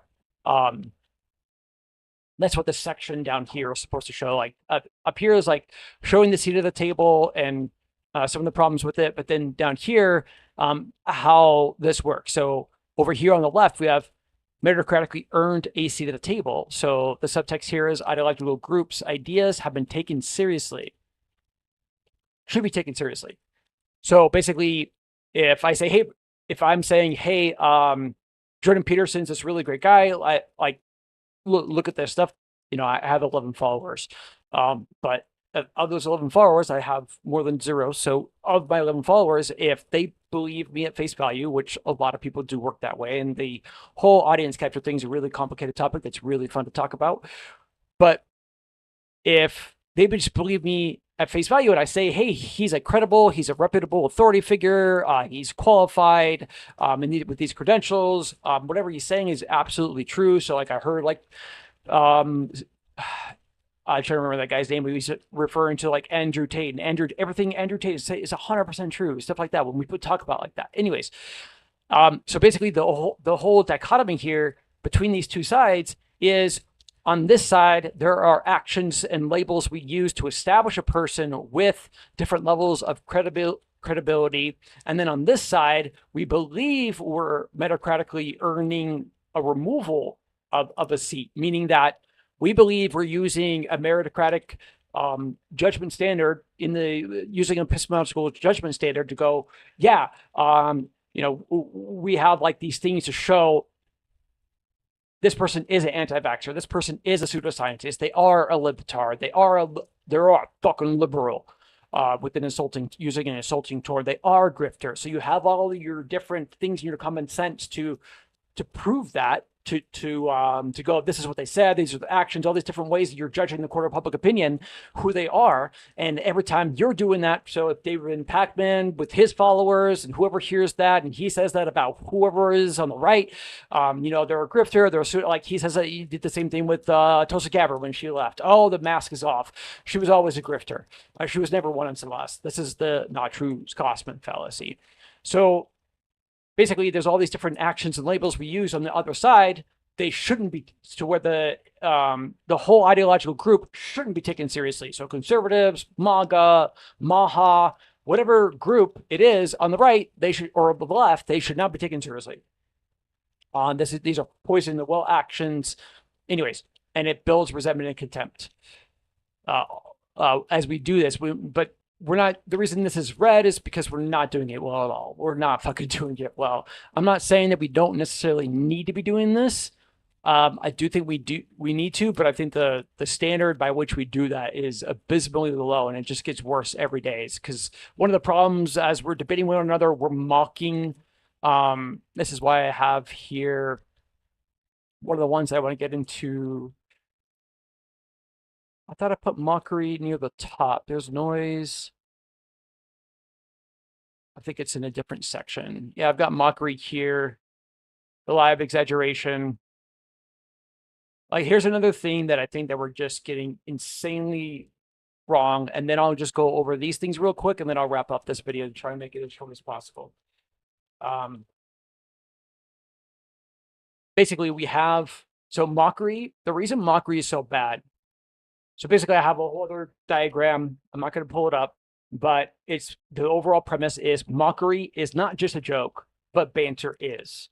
That's the shortest way of being able to like the thesis for the statement. Basically, banter is just a joke, and I'll show that real quick. Basically, the overall premise is that mockery, the person giving the mockery believes the lie of exaggeration in the joke. So I believe all jokes are an exaggeration. They're not a lie of exaggeration. They only are a lie of exaggeration if it's mockery. If it's banter and there's no contempt. So, and I'll illustrate this very brief. So if you and I are friends, and let's say you and I both know objectively, we measured it. We've even had conversations about that where we established my level of intellectual laziness is a 4 out of 10. And it isn't all the time, but at its worst, here, and here, it's been a 4 out of 10. So when you make a joke using banter and you take it to a 10 out of 10 to show my laziness is a 10 out of 10, and you say it, even if it's like subtle sarcasm, I laugh and you laugh. And the reason I can laugh with that is because I know that you see me how I see me. That the bad behavior, I know you see it as the reality is, I know you see it as a 4 out of 10. I know you don't see it as a 10 out of 10. Now with mockery, when a person has contempt for somebody else, contempt is the fuel source. There's two fuel sources, contempt or care. So if a person has contempt for somebody else, they still have levels of care. Sometimes it depends on the level of contempt. But let's say you have 30% level of contempt for you. So you're 4 out of 10. I make it a 7 out of 10. And this isn't hard numbers. I'm just trying to show that like I have some contempt for you. So I'm going to exaggerate how bad you are in my mind. So my reality isn't a 4 out of 10. It's a 7 out of 10. So when I take it to a 10 out of 10, you see it as a 4 out of 10. I see it as a 7 out of 10. Your actual laziness, the objective reality that I see, that you see, yours is a 4, mine's a 7. I see that your laziness is a 7. I know I switched it between you and me, but that you get the point here. It doesn't matter. It goes either way. When I go to joke to a 10 out of 10, sure, there's exaggeration there in the joke, and I can say, oh, it's just a joke, but I believe a good portion of the lie. That's why it's harmful, and that's why you're so sensitive, and that's why you can't laugh. And when we look at here, we're poisoning the well in our debate space, and you say something that I think is just, there's no way that could be true. And I mock it. And I've mocked you so many other times. And so many other times I've given you my judgment of your character, and you constantly think I'm making you seem worse than you are. On so many different ways that we can judge somebody. So I have a list here of like different attributes, ranges of good or bad, emotional intelligence, patience, intentions, goals, behaviors, actions, praise, criticism, complaints, creativity, just, all these different things. So there's a longer list. This is just some of them. Every time I've given you my feedback on who you are, you see yourself way differently than what I'm giving you. So you constantly think I'm making you seem worse than you are. And so there's this behavior economy variable thing of this accumulation of effect in our relationship and I think this is what's happening between Pisco and Destiny, that when they're constantly giving some of their judgments of each other, and I have so many other examples, like when Connor and Pisco are going at each other in that one and another one, it's wild. They're doing the same thing. They're constantly exaggerating in the court of public opinion. They are exaggerating each other. In fact, there's another one where Destiny just did a 3 versus 3 debate, whether or not Trump is a threat to democracy. And then in the litigation the next day, Destiny's trying to get Connor to admit that not so justice warrior Sean lied specifically about Alan Bragg. And I agree, he did lie and it was really bad. But in that same one, Destiny very specifically lies about Connor. He exaggerates how many times Connor has done a very particular thing in that conversation. He says the number is much higher than it is. And this is the thing that I'm constantly seeing everywhere as people are talking. Everyone, this is that double standard. Everyone is using what I call a contempt bias to judge the other people, to make them seem worse than they are. I don't know if I want to pull that up right now. Oh, yeah, I don't know. I don't think I've got it. Oh, I have it. It's right here. So, okay.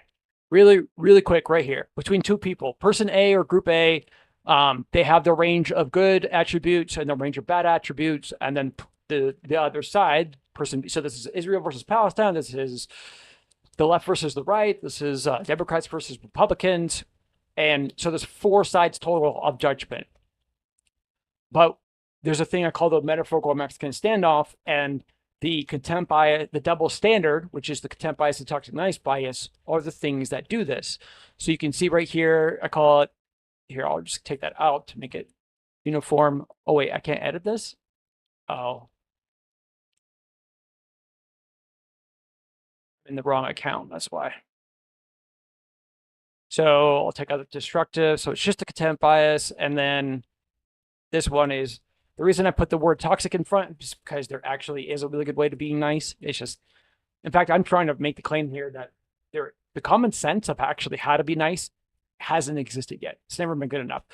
So more often we're doing a toxic nice bias when we're giving judgments. So we're making somebody, the contempt bias is making somebody seem worse than they are. A toxic nice bias is making somebody seem better than they are. The diagram I have for that. Pause? I thought I could pause. So I don't see a pause button. Interesting. Damn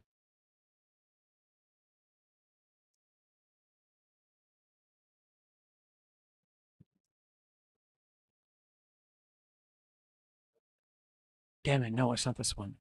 Is it? No, it's not this one. Fuck. Come on, come on, come on.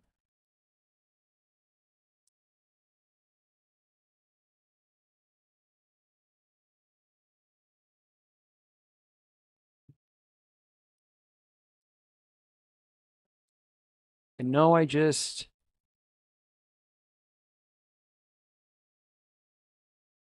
Damn it. All right. Anyways, it's basically just showing the 2 main things of, and I simplified it to make it seem easier, but basically there's the contempt bias to judge people's outgroup to make them look worse than they are in the core Republican private opinion. And then the toxic nice bias make seem better than they are. The way that is done, though, is, and this is why I made like this better right here. This is not how I want to word it anymore. But basically, all the range of a person. So I'll go back to here to show it. So all the range of the person's good, you downplay it. So if you have a contempt bias against the side, the way that you make them seem worse is all of their good is downplayed. And that's why we even have like these crazy amounts of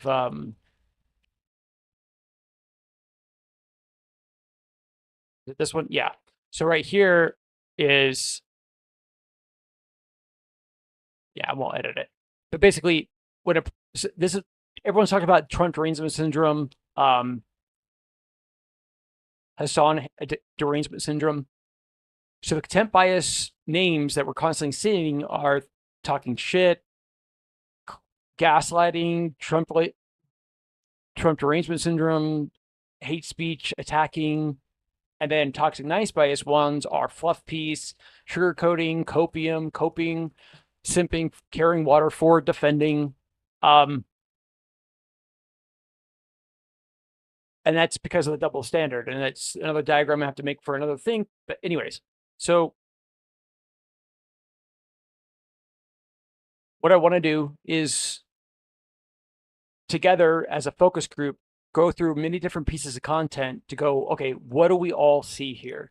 What is the full, so I have up here, what is the full lit, what is the main goal is to understand all of the reasons that a person is choosing or they are forced, deterministically forced to talk past one another. I think that the vast majority of it, people aren't just free will choosing. And that's even one of the things that gets into the way. If you don't think you don't believe in determinism at all, you think every single action the other person does, they are just freely choosing to be an asshole to you as they mock your ideas.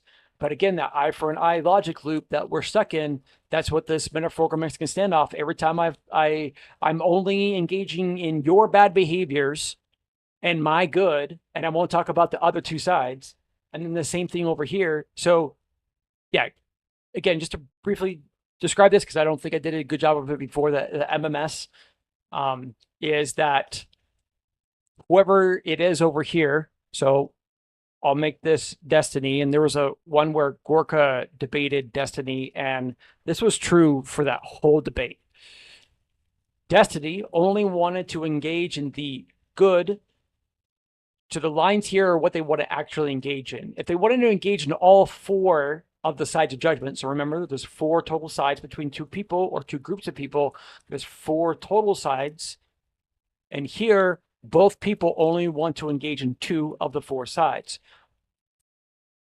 So this would be like Destiny only wants to talk about the good attributes of Destiny and Biden, and then he also only wants to talk about the range of the bad of Gorka and Trump. Gorka only wants to talk about the good of, the bad of Destiny and Biden, and then the good of Trump and Gorka. And this is just the thing. As I do that to you, you do that to me. I can just show this every single time. It happens so fast. It happened in so many conversations, in interpersonal relationships, in reality TV shows. There's actually some that are really fucking good, that are just treasure troves of human behavior analysis. There's so much there.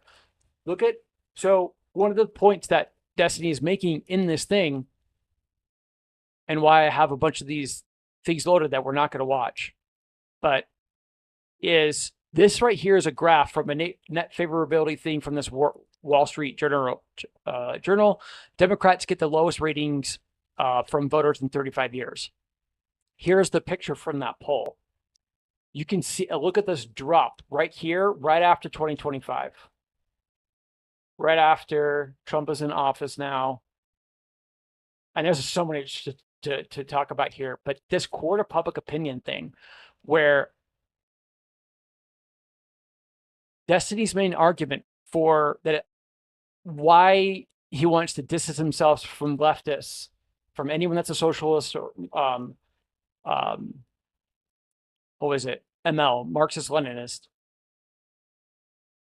is all they're doing is talking shit about all the Democrats. So Destiny's making this point where everyone in the media sphere, everyone on all podcasts and everywhere, so everyone on the right and everyone on the left are just talking shit about Democrats. And I think that's what this net favorability shows.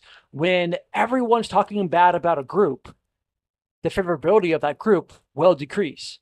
I feel like this is a very simple behavior economy variable that is very true, but I want to go through it. I want to know wherever you just agree and disagree. Again, all of this, constructive praising and constructive criticism, we need to be able to call balls and strikes about whoever it is that's talking. Absolutely, for me. So, okay. And then, okay, so let's get to this. Just most of the time, if your life is blowing up, it's going to be a miscommunication problem with someone that you actually wanted to get along with. And it just, holy crap, like I'm at that age, I don't know, 30 is like divorce o'clock, but everyone around me, there's long-term relationships or marriages are just blowing up right now. And watching it in reality and how it affects the world and people's lives, oh my gosh, like destroys them. It leads to drugs and addiction, people missing work or even losing their jobs entirely because they're just like psychologically checked out, nowhere to live, like financially destroys the family, destroys children psychologically. Like a marriage falling apart is civilization destroying stuff. Really, really bad. I think she's really fucking right here. And the data for so many different things, from the substance abuse, opioid crisis, the loneliness crisis, the incel rates. One of the ones that Jonathan Haidt is bringing up in the anxious generation is that people constantly talk about like how we live in the best time ever. And there are some arguments definitely for that argument that are portions of truth that are really, really true. However, there is a lot of things that are canary in the coal mine variables, and one of the ones he brings up is that teenage suicide rate among girls is just incredible. It is continuously getting worse. And I think it is because, again, about this whole double standard thing, this contempt bias, and how we're judging each other. Teachers talk about how when they come home or they have school on Monday, they have to go through and relitigate everything that was happening over the weekend, as everyone at school was talking shit about each other on their social media platforms. And when everyone hates you, so right now everyone hates the Democratic Party. Just think about everyone hating that level of hate on a teenage person. And I do think that there is a flaw in my argument that I'm presenting here. There's definitely differences. The vast majority of what is being said about a whole party, a Democratic Party, there's definitely way more being said about that group of people from groups of people. The magnitude level scales much more significant, but it's still at its core, it's the same thing.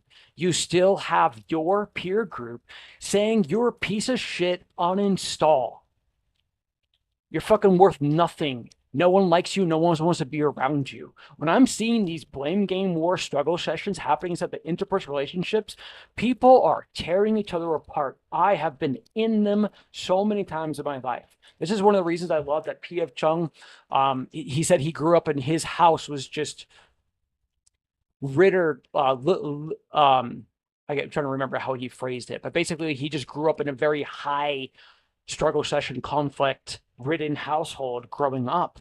And this is because everyone needs to be able to resolve their ideological desire conflict, but the average person is not given the long list of logical weaknesses they have to be able to care for to not avoid the argument of the person that they're arguing with.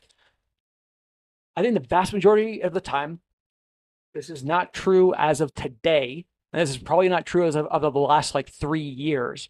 But if we can go back like 10 years ago, I truly believe the vast majority of the conversations happening inside of our interpersonal relationships, more of it was good faith, good form. But over time, what happens in those relationships, the good faith, we're actually manufacturing contempt. So the good faith, the care is decreasing and the contempt is increasing because we're not resolving our ideological what's right and what's wrong of what value system should reign supreme in our own household. Should we all be vegan? Should we all be a carnivore? What are we doing under should we vote for Trump? Should we vote like the list of things that the average husband and wife have to argue over these days? It is extremely long. Even just some of the most simple, basic kitchen table things of the prices of groceries, or this is why, okay, so here, and we're not going to watch this, I'm just showing it. Where is it? Here. The Gottman Institute. They've studied over 20,000 relationships. And I actually think a lot of their ideas are also very wrong and need to be progressed. In fact, I don't like this title. Even healthy couples fight? No, it should be very specifically, to be a very, very healthy couple, you need to fight, motherfucker. It needs to go hard. And I'm not exaggerating, even a little bit. Arguing is what we are supposed to be doing. Arguing has nothing inherently bad in the simple definition of arguing, which is an attempt at just trying to convince somebody of your view. We need to do that. It is essential. I need to see what you see, and you need to see what I see and have overwhelming agreement there for the vast majority of things. It doesn't mean we need 100% agreement on 100% of topics, but we also can't. But where is this line? We can't be 0% agreement on 0% of topics. So between these two extremes, between 100% and 100% and 0% and 0, where's this fucking line on a group actually working with one another? I think it's pretty fucking high. I think it's actually really, really high. And I'll show you this on just one thing of like thought experiments. I used to constantly have this. I was attending this Friday night symposium, and there was a person in this group who hates thought experiments. They believe all thought experiments are only mental masturbation. So in her cost-benefit analysis of value versus harm, benefit versus detriment, it is 0% benefit and high-level detriment. They're worthless, and it's just you trying to make yourself appear better, holier than thou bias. You're better than everyone else. Great. good job doing a thought experiment. That's what they think. All thought experiments are for. And there are people that do that. I do think that they are correct to some degree. There's actually probably a good amount, a really high level of pattern recognition seeing that happen. But just because this is even a logic fallacy in itself, I need to go get it later. I have it somewhere else. I have the avoiding argument document, and it's here somewhere. It's the I'm not sure where I put it.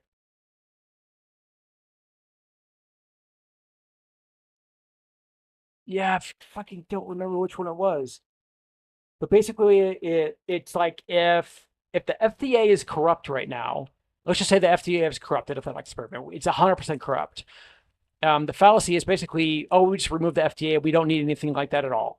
Or let's say our government, our American Constitution is really corrupt. It's really low fairness, anti-corruption. We just destroy the whole thing. So this is a baby with the bathwater fallacy, but it's more than that. It's it was thinking maybe not, maybe not, but it is doing a baby out with the bathwater logic fallacy. The whole thing is bad. So if somebody is not knowing how good thought experiments are, so it's like if that person has that view, and I've talked to other people who are like, well, no, we don't need to know logical fallacies, and no, they're not getting into conversations. If thought experiments are crucial to highly effective battle of idea social negotiations, let's just say they're 30% of the conversation of the, so like in algebra, PEMDAS, the order of operations, you have to do all of these different things and in order. That thought experiments is one of the many different things that we're supposed to do as intellectual steps of these battle of idea processes.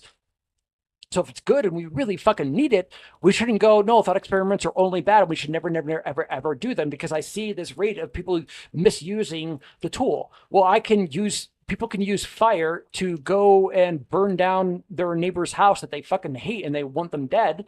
Or you can use fire to cook your food or smelt tools. Any tool can be used for harm or good. It's true for everything as simple as fire and as complicated as nuclear fission.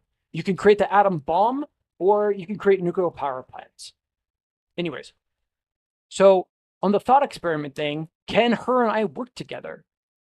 No, we can't. She has to actually be argued in the battle of ideas to logically be reasoned out of that position to see that she's right to some degree. She has some portion of truth that needs to be validated, that people are doing this thing. But this thing is extremely crucial, and we all need to use it, and we need to wield it better. We need to use the good thing and use the good tool to do good things with it. So just on one thing, two people cannot work together. And there's over 100 logical fallacies. There's like 20-something different biases. This is the skill ceiling here to do this thing has never been good enough. I haven't studied every single academic person. And I have seen only maybe a handful of them, like Carl Benjamin, such that have gone to Ivy League schools, have like done their dissertations in liberalism, etc. People that are Ben Shapiro, people that are educated specifically in debate. And I have seen these people do high. So I've seen Ben Shapiro and I've seen Carl Benjamin do high level intellectual sin in the conversation that they're having with their audience, or if the people they're even immediately talking to. They're doing a call to not call to authority logical fallacy like somebody outside the room, but their own authority that they themselves are 100% right. It's irrefutable, and no one should question that. That is high level intellectual sin, high level intellectual weakness, logical weakness. It's so bad. And what I'm trying to show is that we're all bad teammates because we're all assuming this year zero problem that Douglas Murray talks about, that everyone's a good person. I know how to be a good person. You know how to be a good person. We know how to have a conversation, to arrive at truth. We didn't know how to do all of these things, and we knew how to do it for decades. So there's nothing here we need to learn. I'm not missing anything. Um, well, the year zero problem is basically like we're always like right now, everything's just really great and amazing. Our scientists, our government, just high level trust in everything and everyone. But the thing we're constantly seeing is that trust is plummeting. And we can see that here, like why adult children go non-contact according to science. Why so many adult children are going no contact. How parents react to no contact. Look at the levels of views on these things. That was only 5K, but this is 620. This is 316. There was this one right here for Mr. Odom. I don't know how to say his name. 870,000, 506. Like our society is falling apart. Our groups are more. We have more antisocial rules. And here's one of them. Here's one of them. They're so significant. Everyone's told to think for themselves, and then so many people are adopting reasons to not care what anyone else thinks. They're rated that I've seen like Joe Rogan and so many people, Tim Pool say, yeah, I don't care what anyone thinks. I don't care what they think. They champion people. They champion behavior where people are showing this thing where and there is value to it, where they don't care what another group thinks, so they act this way or they say this thing. And there is value in that because we have thought control devices in our society, and they're breaking through that. So, and they're seeing that they're not caring what the other people think to adhere to the man, what was that term that my friend was using? Like where people are like societally forced and coerced to do the thing. I can't remember that term right now. There was one. I really love that conversation with him. I wish him and I were still friends. Um, but basically, these thought control devices force people to not say certain things that are taboo, like PC culture movement, where overwhelmingly white people just are not allowed to criticize any people of color at all for decades. But anyways, so when people start to break through that, they champion the person not caring what they think. So there's value to the action, but there's so much incredible harm to it. There's an insane amount of harm to it.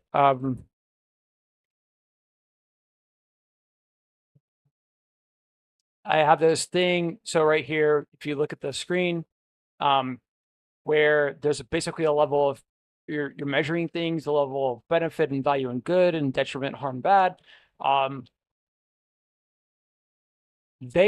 So when they're adopting these rules of like don't care what anyone else thinks, so many people are looking at their rule as it's like this. You see it so right, just do the right thing. They think that me not caring about anybody else or not caring what anyone else thinks, it's this really, really, really good value. If they see any harm at all, it's very low. So for them, it's always a good decision. They're never going to engage in anyone's criticism of their rule being bad. And this is the wall that I've hit with so many people that I've tried to work with before. Because as soon as you get to that, if you try to get them to see whether or not their rule that they're using to operate in their interpersonal relationships and all of their negotiations, I'm not caring what people think, but there's a long list of these things. Don't show mercy, never apologize. I've debated with Christians on that. Like they're literally, I remember in the Timcast Discord server, I remember when somebody had just come in, there was like maybe 10 of us in the channel, and somebody just came in and they, at some point, they finally get to speak. I'm not saying they're being rude and stuff like that, but at some point they said they needed some advice on a personal thing. And then one of the moderators in there specifically tells the person, so he's giving somebody advice on an interpersonal relationship conflict on whether or not he's the asshole and he should apologize. He didn't give any this guy didn't give any nuance to the context of the situation of whether or not he should apologize. He says, bro, you're never supposed to apologize. And then he said, never, never, never. In an interpersonal relationship, from a place of authority, a thought leader authority, meaning he's to some degree, even though this person isn't like very well known at all. I mean, this is like a F level lower. That's not a dig at all. I'm F level. No one fucking knows who I am. No one knows who this guy is outside of that circle for the most part. But still, to some degree, he has an authority. He is a mod in there. He hosts things. He's able to band people. So in that small group, he still is a metaphorical Catholic priest to that person. So he's getting advice on what to do. And this would be like, just imagine that, change it to a fourth wave feminist Discord server.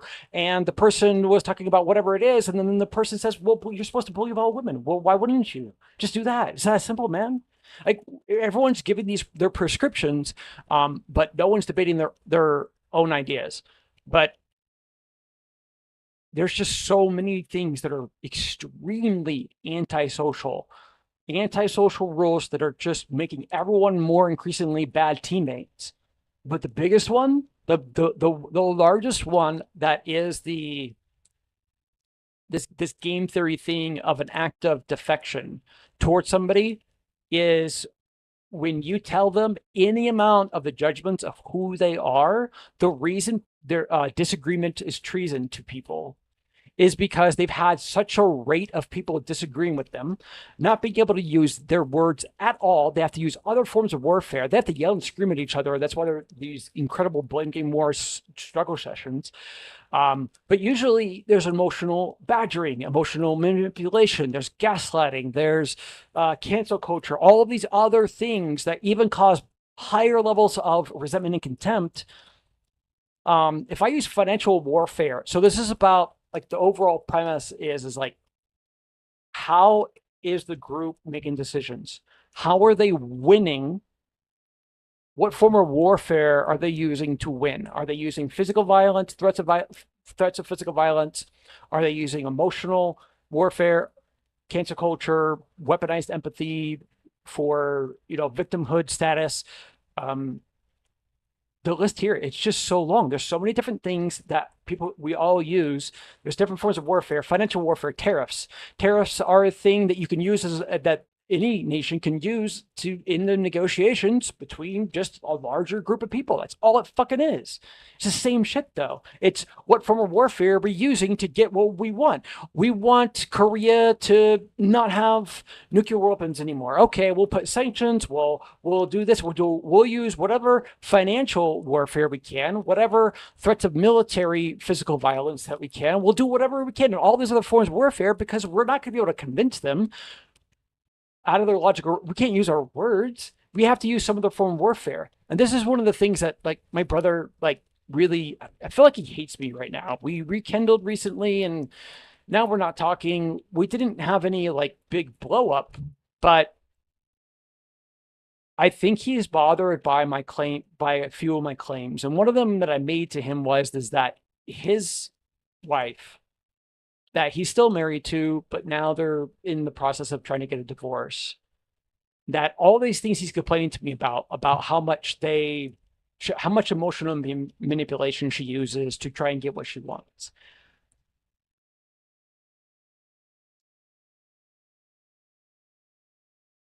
People have to, these warfare escalation principles, people have to use, because people cannot use their words, because his wife can't use her words to convince him of anything that she wants different. So the ideological conflict she has with my brother and the desired conflict she has with my brother, the things that she wants, they're not using their words to resolve any of that. So therefore, she has to use an emotional manipulation. She has to gaslight. She has to say that he's a narcissist, and then he concedes, and he's the bad person, and she wins, and she gets what she wants. But this is this constant thing where people are saying, "Oh, okay, well, this isn't fair for me. I'm not winning here." Every time this is actually one of the reasons I do not hate narcissists. I do not fucking hate them at all. I do not even a little bit. I have so much level of love and empathy for them. Don't think they should do the behaviors they do, but this is what happens. They have to build a wall of narcissism, because every single fucking time they admit their bad behaviors to the other person, that because they can't use their words, and I can show that the vast majority of interpersonal relationships are not using their words. It's all these other things that are happening.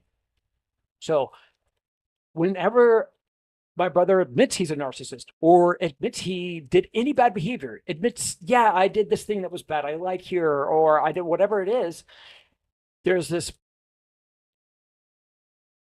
logical fallacy of like you give them an inch, they make it a mile. So I've seen this so many times happening in debate, in formal debates. I saw this happen between Andrew Wilson and Dave Smith. And I need to go rewatch that to get the specific thing, but we can find this so many places where there's on a complex topic, there's this overarching claim. And then you have all of your different subclaims and different facts and reasoning, logical points of reasoning that support the overall claim. And so in the debate, you're getting down into these different smaller points that support bigger points and then the overarching point. So basically there's like 3 or 4 layers here. And the overarching point at the top. You're down in here and you're trying to, and then you concede a point that like you were wrong, or you even at least say you agree with them. And then so you're giving them an inch, and then they make it a mile. They go straight to, well, my overarching claim is true. You believe this whole thing. The debate's done. I fucking win. It's over. So as soon as the debate is this emotional badgering we're doing of all the attributes of the other person that are wrong, and that's the point of the contention, because we're in the MMS, remember, where both sides are avoiding admitting any of their bad behavior. And so sometimes we get into it and we are admitting some of it. Whenever that's happened in the past, you give them an inch, they make it a mile, and you don't win.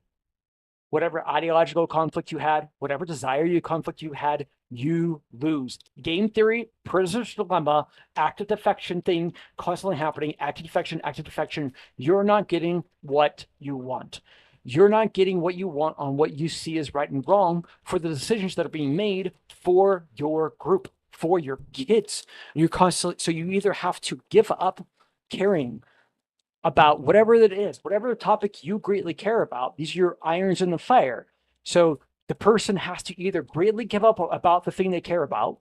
So if a person really loves democracy and really cares about anyone ever debating any amount of democracy, or whatever Trump is doing, or whatever Biden did that they think is undemocratic, and they really care about democracy, anytime they try and debate anybody on this topic, if the other person's all people are all avoiding their arguments with so many different logical fallacies, so many different biases, so many different things that they're not taught, that person's just going to get enraged over and over and over and over again.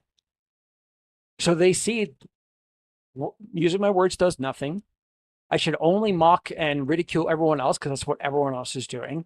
And all this does, even these things themselves are just continually warfare escalation principles, because as the contempt just gets worse and worse and worse, we can at least go to this one for that.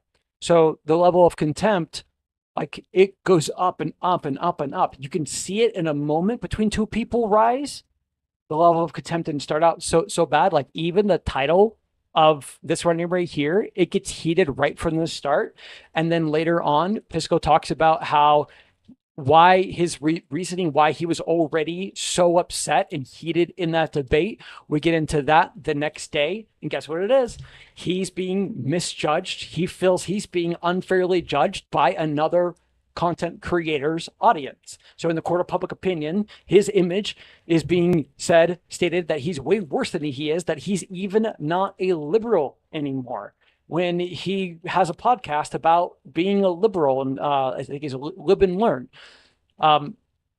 Anyways, so there's just so much to go through. I want to figure out how we can do these things, have focus groups on so many different pieces of content and such. I felt I wanted to go to at least maybe one more thing, but I don't think so. I think that's good. I mean, here's our here's our Congress voting patterns. Here it is, showing it bigger. And in 1987 is when the FCC Fairness Doctrine was removed. This is why I'm constantly using the word fair. And I'll leave you with this. I want you to think about all the different conversations you've heard, whether it's in debates, relitigation of debates, formal, informal, inside of your household, discussions at work. How many times are you hearing the word fair in the conversation? Oh, yeah, that's a fair point. Oh, yeah, that's fair. Okay. I'm hearing it all the time, constantly. This is all about the level of our actions in the court of public opinion, our ability to do battle of ideas, our logical strengths and weaknesses, how fair or corrupt our standard is. And we're not having that conversation. We're not figuring that out. And it's just forcing us to talk past one another and to think that the person across from us absolutely hates us. And the more that we tell them that they are a person that hates us, even if they started out good faith, at some point, we never get off that point, when we never think anything other than that, we're constantly seeing them as the enemy, treating them as the enemy, mocking all of their ideas, insulting everything they say. At some point, they will turn into your enemy, even if they didn't start out that. So people go from good faith, bad form, to bad faith, bad form. And I believe that when we get enough people on this, we're going to be able to use so many different things, AI and stuff, to get this data showing these things happening in relationships, happening in the moment. By actually tone policing, listening to the tone of people, facial expressions, micro expressions. So much is being said in a 10-minute conversation between two people, where we have their voice, and we also have their body language, their facial expressions, their micro expressions. There's an incredible amount of data within 10 minutes. There's an insane amount just in 10 minutes. There is easily 50 things happening on both sides for both people. It's inordinately complicated. It isn't just all this nurture stuff of what we're taught or what we're ignorant of. There's nature side stuff too that I've got into. I'll just briefly list. Lack of sleep affects everyone's ability to discuss things, especially how it degrades our cognitive performance, our memory, our long-term, short-term memory, our ability to have neuroplasticity to learn things and to keep that in check. It's just so complicated. There's so much. I mean, how diseased we are right now. We are the most mentally ill, most physically ill, the most emotionally ill people in the United States of history's past. All the data shows that. I want to go through all of that, and I'm not asking any of the thing that I say, just take it all at face value. I want to go through every single claim I make. Thanks for listening.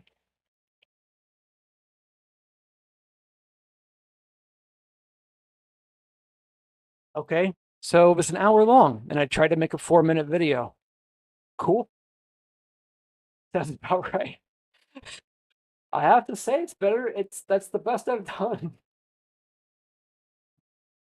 And what I think after I make the hour video is, okay, now can I try and at least make a 10-minute video of summarizing some of those things? And then that 10-minute video is the thing that I send to a bunch of people. And then at the end of the 10-minute video, reference the hour video that I made. I think can get more detailed thing. And I think, yes, should we try that right now? 10-minute video, 10-minute video. Okay. Okay. All right, let's fucking do it. Let's see how good we do this. All right, so here's my attempt to do a 10-minute video. And then I'm going to reference the 1-hour video that I just made, that I hope that this 10 minutes you will be convinced enough to listen to. I think that if you actually a very good faith person that truly actually cared about epistemology, people arriving at truth together, you want to fix the two realities, the hyperpolarization, that you'd probably listen to that hour video multiple times. For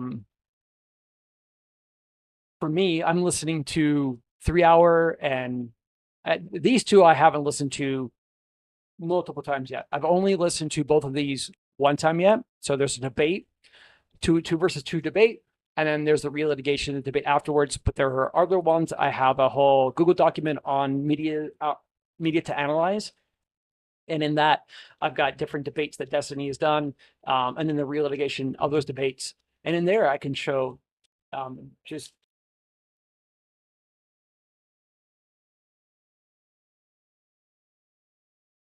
how much I've watched those videos, how much I've gone through and done very close to a dissertation on those videos, where I've created very lengthy documents.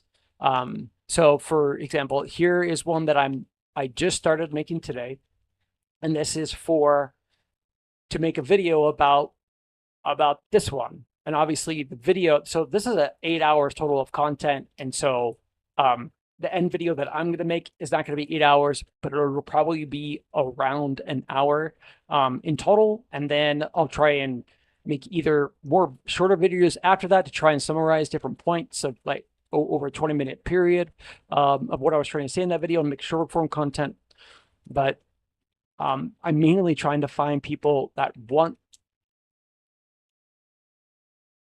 see that there's something so wrong with our society, so broken with our society, that wants to put forth an incredible amount of time, and I think that so many of you do, to save your country.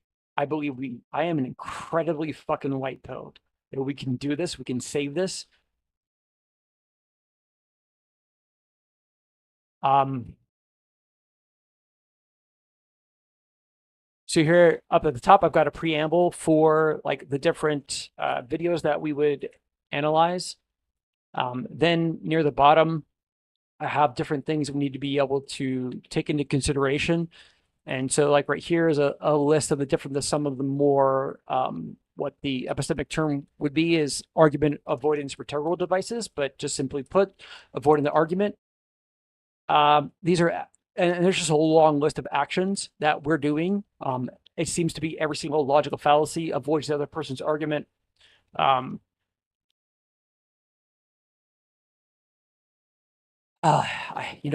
time I say it, make a point, I feel a pull to dive into that point and explain it.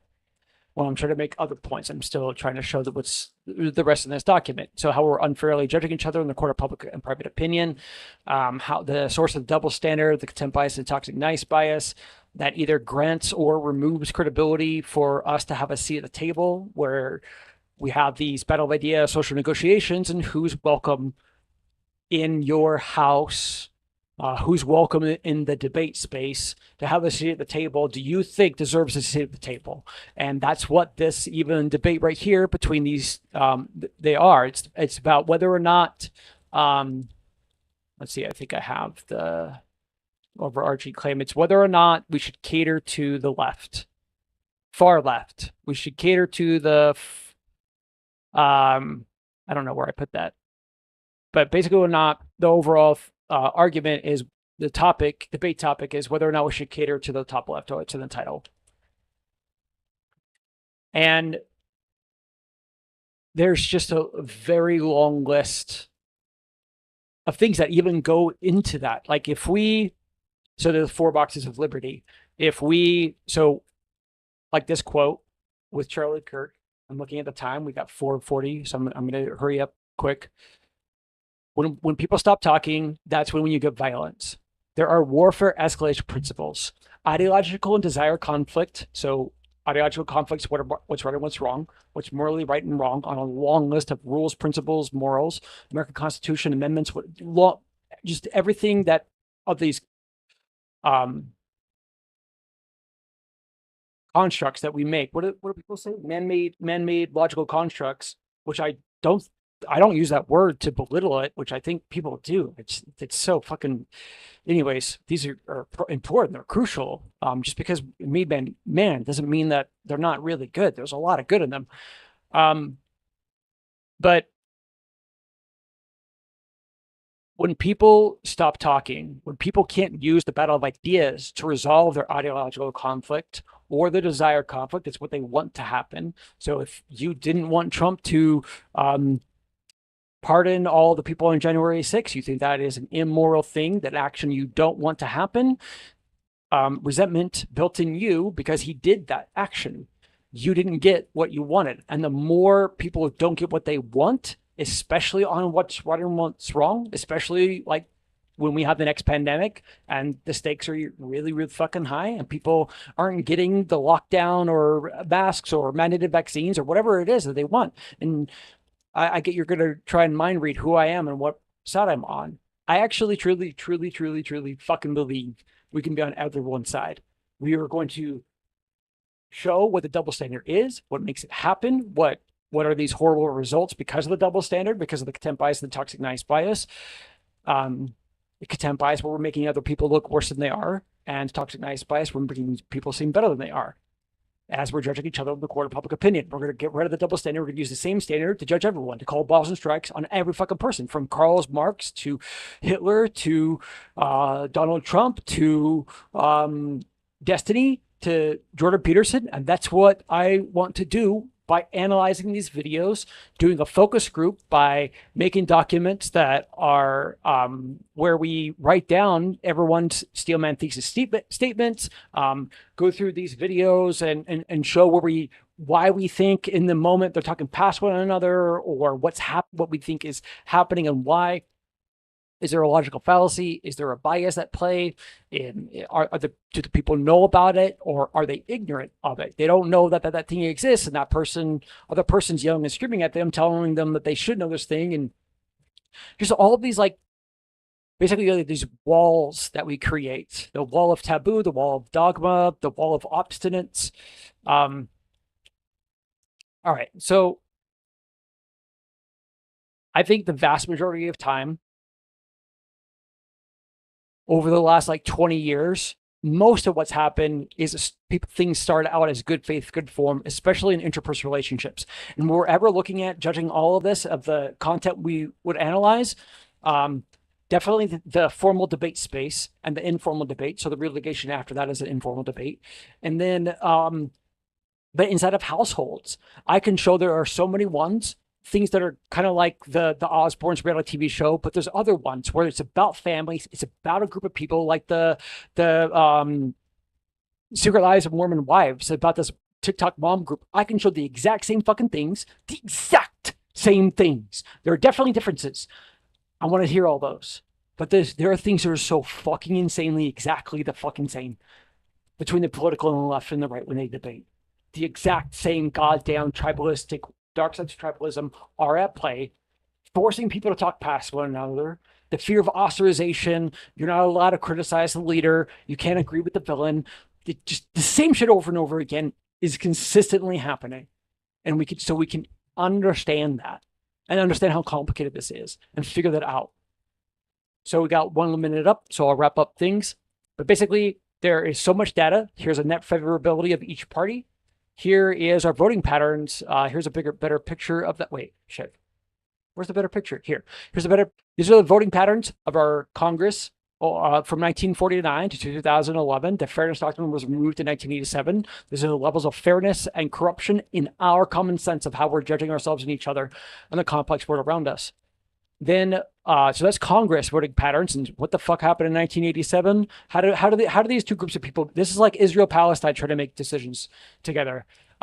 Here is Pew Research. It's a shorter amount of time, but it covers politically engaged, which is right here, and then the general public, and it's just insane. It's so fucking insane. We used to have some level of ability to agree, and no.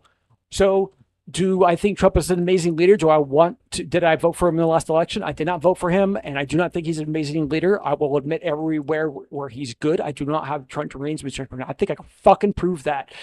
However, he is right in that we need to make America great again. Oh my God, we had some level of greatness before.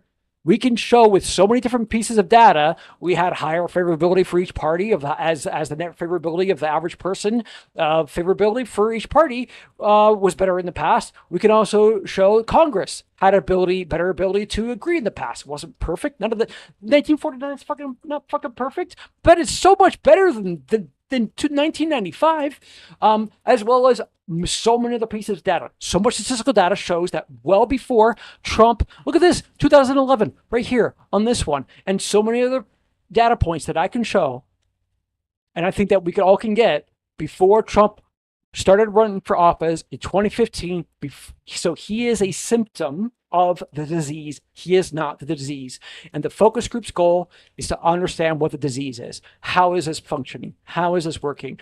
My argument is it is our judgment standard. We do not know how to judge one another.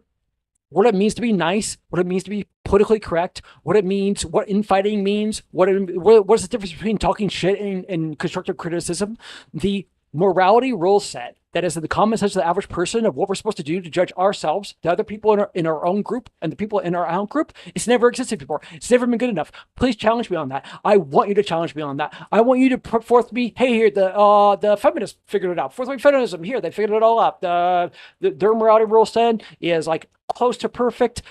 They know how to be nice to every fucking group.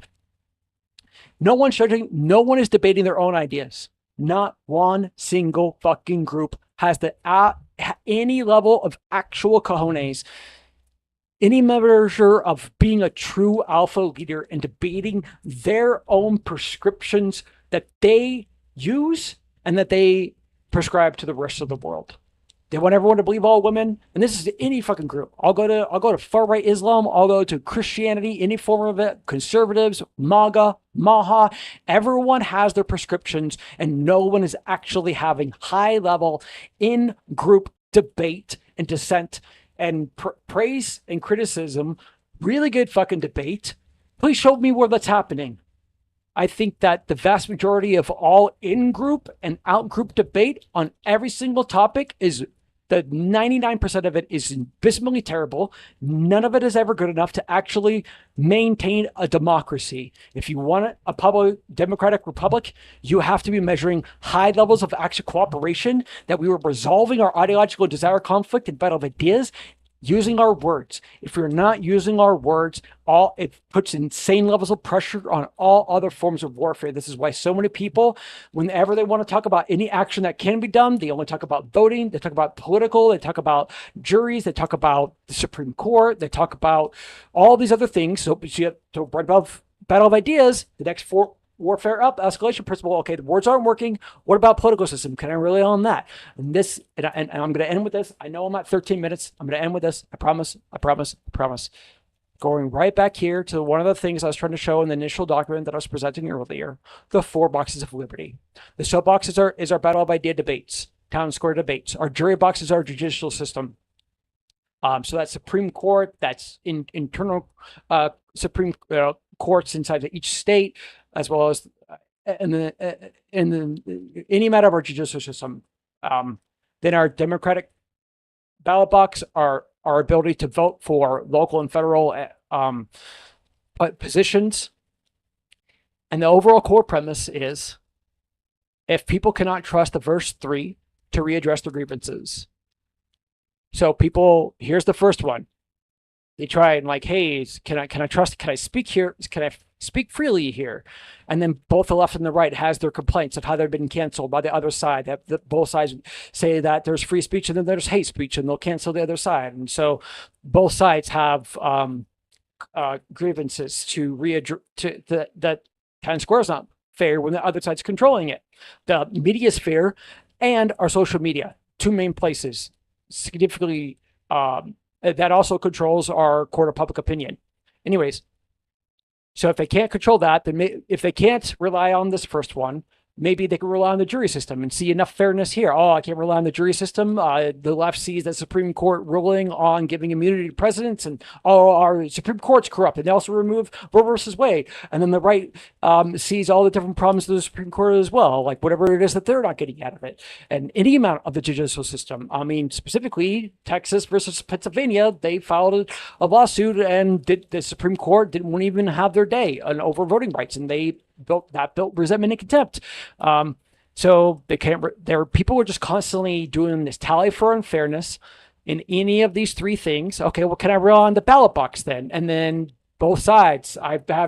After Trump won, I can show there are videos, people on the left saying that it wasn't fair. I can show these ones. I can go, look, they fucking exist. And maybe there's validity to them. I have to watch them again. I've only watched one time, and there are other ones I haven't taken. I want to take them seriously. I just need focus group people. It's hard for me to just go into stuff. Anyways, but this is why we'll get here to the physical warfare. But even in here, the ballot box, we're missing, or in the soapbox, we're missing things of like the emotional warfare, psychological warfare. That's used here a lot. Propaganda, psychological warfare. Cancel culture is emotional warfare. Gaslighting. This is why, I mean, I promise I'm going to end with this. just look at how much inside of your interpersonal relationships and conversations you're witnessing, you're hearing the word perfect, gaslighting, narcissist, coping, defending, fair.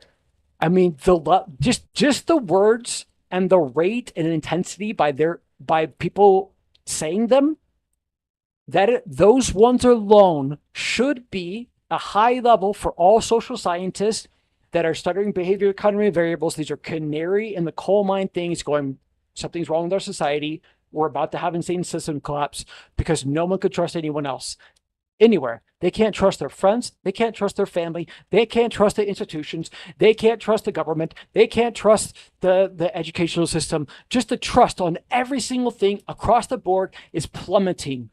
Our society can only function in a society where we have high trust society rules. You cannot function in a society where everyone has incredible distrust in our government. You cannot function in a society where the vast majority of people, the popular opinion is to have high levels of distrust in the media sphere or our medical system or the manufacturing consent for regime change wars, or you can't trust your neighbor or the people, like just everywhere. It's all social negotiations. And then what form of warfare are we using to resolve said conflict, ideological conflict, desire conflict? We all fucking suck at it. No one's good at it. No one's actually really good at it. The best out of us is destiny. And I'm not, and I am on the left. I'm a classic liberal. I fucking own that. But I also, in many different ways, in fact, my specific label, I am whoa, how am I hitting this? What did I do? I don't know what I just did to do that. Okay, 18 minutes. Okay, sorry. I'm finishing. Okay. Fuck, I forgot my train of thought. Damn it. Oh, I was on a roll. Okay. Yep, I lost it. Sorry about that. I care greatly about solving this. I'm trying to find other people.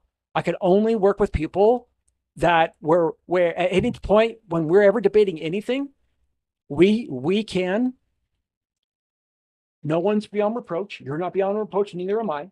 No one's ever going to draw the dogmatic line in the sand. And so all of these different things that I'm trying to list here, and this is a very, very short list. Any logical fallacy, I think if you think I have hypocrisy in my view, you think I'm doing any logical fallacy, any bias, iron sharpens iron. We need really good faith motivations to sharpen each other's judgment tool set to be able to see all of this better. So that is imperative. We need to be able to judge each other and have those conversations of praising and criticizing your judgment standard and mine and everyone else that's involved in the focus group. We have to be able to do that. That's the core thing we're going to go do everywhere else. In fact, I'll end. I know I've been saying that multiple times, but I will end on this one where there's a reality TV show where a woman leaves a very ultra-Orthodox Jewish community. This only happened like 5 years ago. And she leaves, so she does this baby up with the bathwater thing constantly. All Judaism's 100% wrong on all things. And she gives you, I have these things that I call adaptive rule set. People are just like changing their rules. Okay, like how many times have you heard people say, "Oh, I'm never going to do that anymore. I'm never going to do that anymore." Or, oh God, I have so many examples. Anyways, she says this is her adaptive rule of how she's going to create her own morality rule set. She doesn't care what is. She only cares what should be. Meaning she's not going to conserve any of what she was taught growing up. She doesn't need to. There is no good in it. The society she came from, she hates all of them. She's a high level contempt bias, and I think that it is decently well deserved. There's a lot of bad of how she was treated very unfairly in that community. She's not allowed to divorce man, can't drive, can't really read a lot of the religious text. She doesn't have a voice in the society. And this is why I am trying to give everyone a voice. I'm trying to give women more of a voice. And I'm also trying to give men that same voice. Everyone needs to be heard. We need to take each other seriously. We need to care what each other thinks. We can't do that when we don't know how to do that very well at all. Thanks for listening.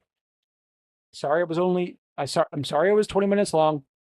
I hope I have challenged in made you to go watch the hour video that breaks things down even more, or you can just send me a message and you want to just what I've even said in this 10-minute video. There's just too much to cover and you don't want to see the hour. You want to do a one-on-one session with me and go through the different points. Absolutely do that. However you want to interact, most likely not however, but we can negotiate that. Thank you.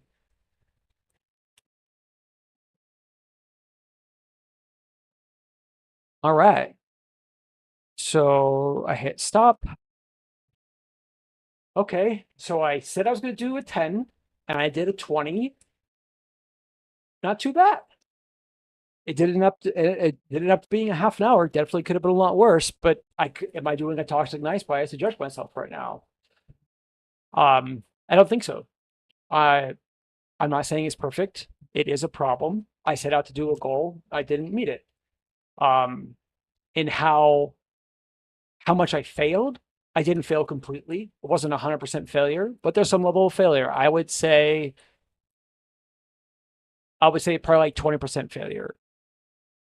It's just hard to measure that. Like I'm trying to get so many things in that I feel are crucial, and it's just really hard to condense so many ideas. Trying to entail these things and how much needs to be explained to one thing. Like just imagine I just went to one thing and I said, hey guys, the noise logical fallacy is terrible. And then I just go on to the next thing. And I know sometimes I might do that to some degree, but quite often when I go somewhere, I'm trying to explain a decent amount there first, and then I go to the next place. So I'm trying to get like a couple levels deep into the idea being presented before moving on. And it just takes a while to do that, man. I wish I could. I wish I could do a lot faster. And I constantly get this pull that I get from other people, this motivation of like, if like this, they do that Einstein quote thing of like, if you can't explain it simply, you don't understand it well enough. I think I can explain all of this to the average person. I really do think I can. It's just, it actually takes longer, not less time. I could explain, let's say, so not the whole thing. So let's say that hour long thing. I wanted to explain like just 3 points. So like what the contempt bias and toxic nice bias are, how they create the metaphor standoff, the 4 sides of judgment. I sort of explain those things and then give some examples. I can explain that easier and faster to a person that is more well-read, that is a higher level education, because I get to use more complex words. One word condenses an idea into it. It is, so when you click on a word, it expands to this big meaning thing. And then just imagine there was like a thing for each word we can click on here. Where is my mouse? Okay, there it is. Imagine if I click on conflict and then it says like the definitions of conflict, or at least how it's used in this specific context. You get that definition. Because I remember I was at ITT Tech and people were mocking the idea of people using big words. This is just like that thing where my friend hates people that use thought experiments, or hates thought experiments and people that use them.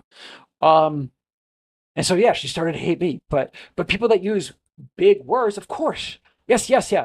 The argument that they were making in the ITT classroom, yes, people use big words to seem very lofty and so intelligent and stuff like that. But they condense, but motherfucker, and I saw this then and I didn't say it. I wish I would have, but I always, this is a long time ago. This is like 13 years ago. They like a bigger word, just condense a big word. Anything that's like 2 or 3 syllables is condensing like a pretty decently long sentence in it.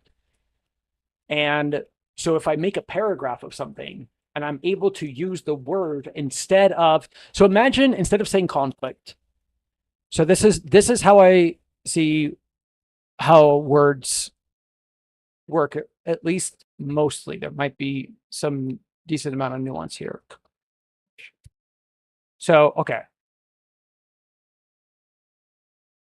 So, however, I would grammatically fit this idea. So, what I would do here, okay, what I'm going to do is I'm just going to copy this. We're going to go down. We're going to create this section, and we're going to say, okay, if we wanted to take conflict, and instead of using the word conflict because it's too highbrow, the people that we're talking to don't know what those words are. And I get it. There are big words and there's words people don't know. I'm learning words constantly. I really don't think I have a holier than thou bias or any amount of narcissism here. I'm not trying to do any of that. I'm not trying to talk down to anyone. I'm trying to go against this argument of that, well, you don't need big words.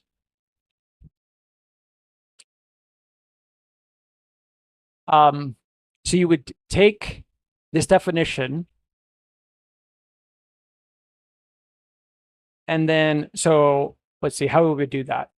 So ideological serious disagreement. What is protracted? Lasting for a long time or longer.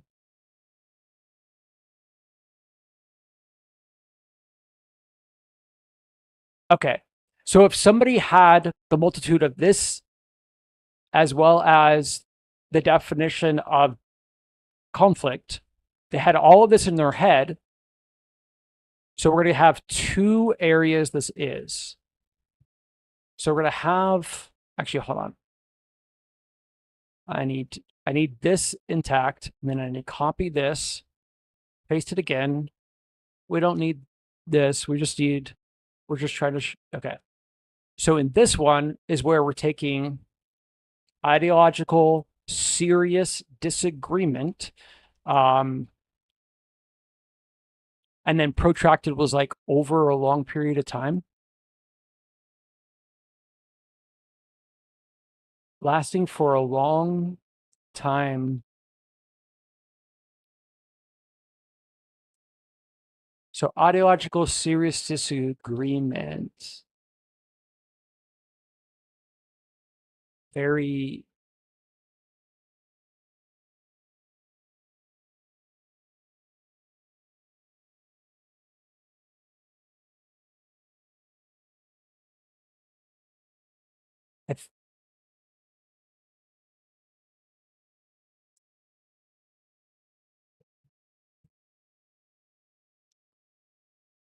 I think this is how it would work. So take that out, and then we're going to make this all just the same.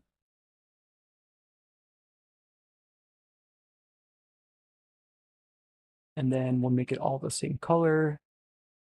Okay. So a very exhaustive, serious ideological disagreement. Whoops.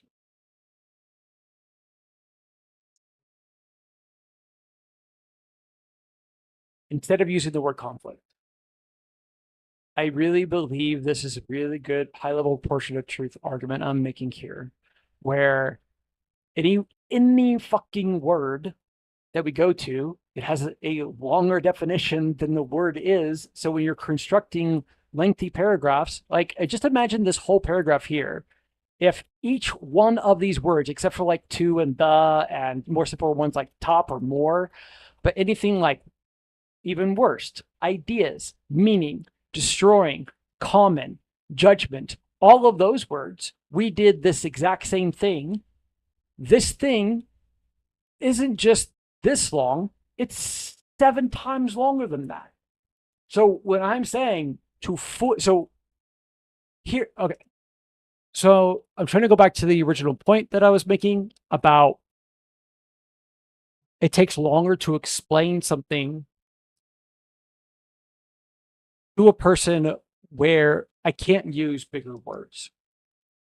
So there's 5 levels of explaining complex topic. There were these different ones where they would, yeah, these ones. I'm Levy Rossman. You might know me as Gotham Chess. No, oh, that's the playlist. Fuck. How do I see? Okay, maybe that is okay. Maybe that I'm Levy Rossman. You might. I'm missing it. Okay, hold on. Okay, so look here.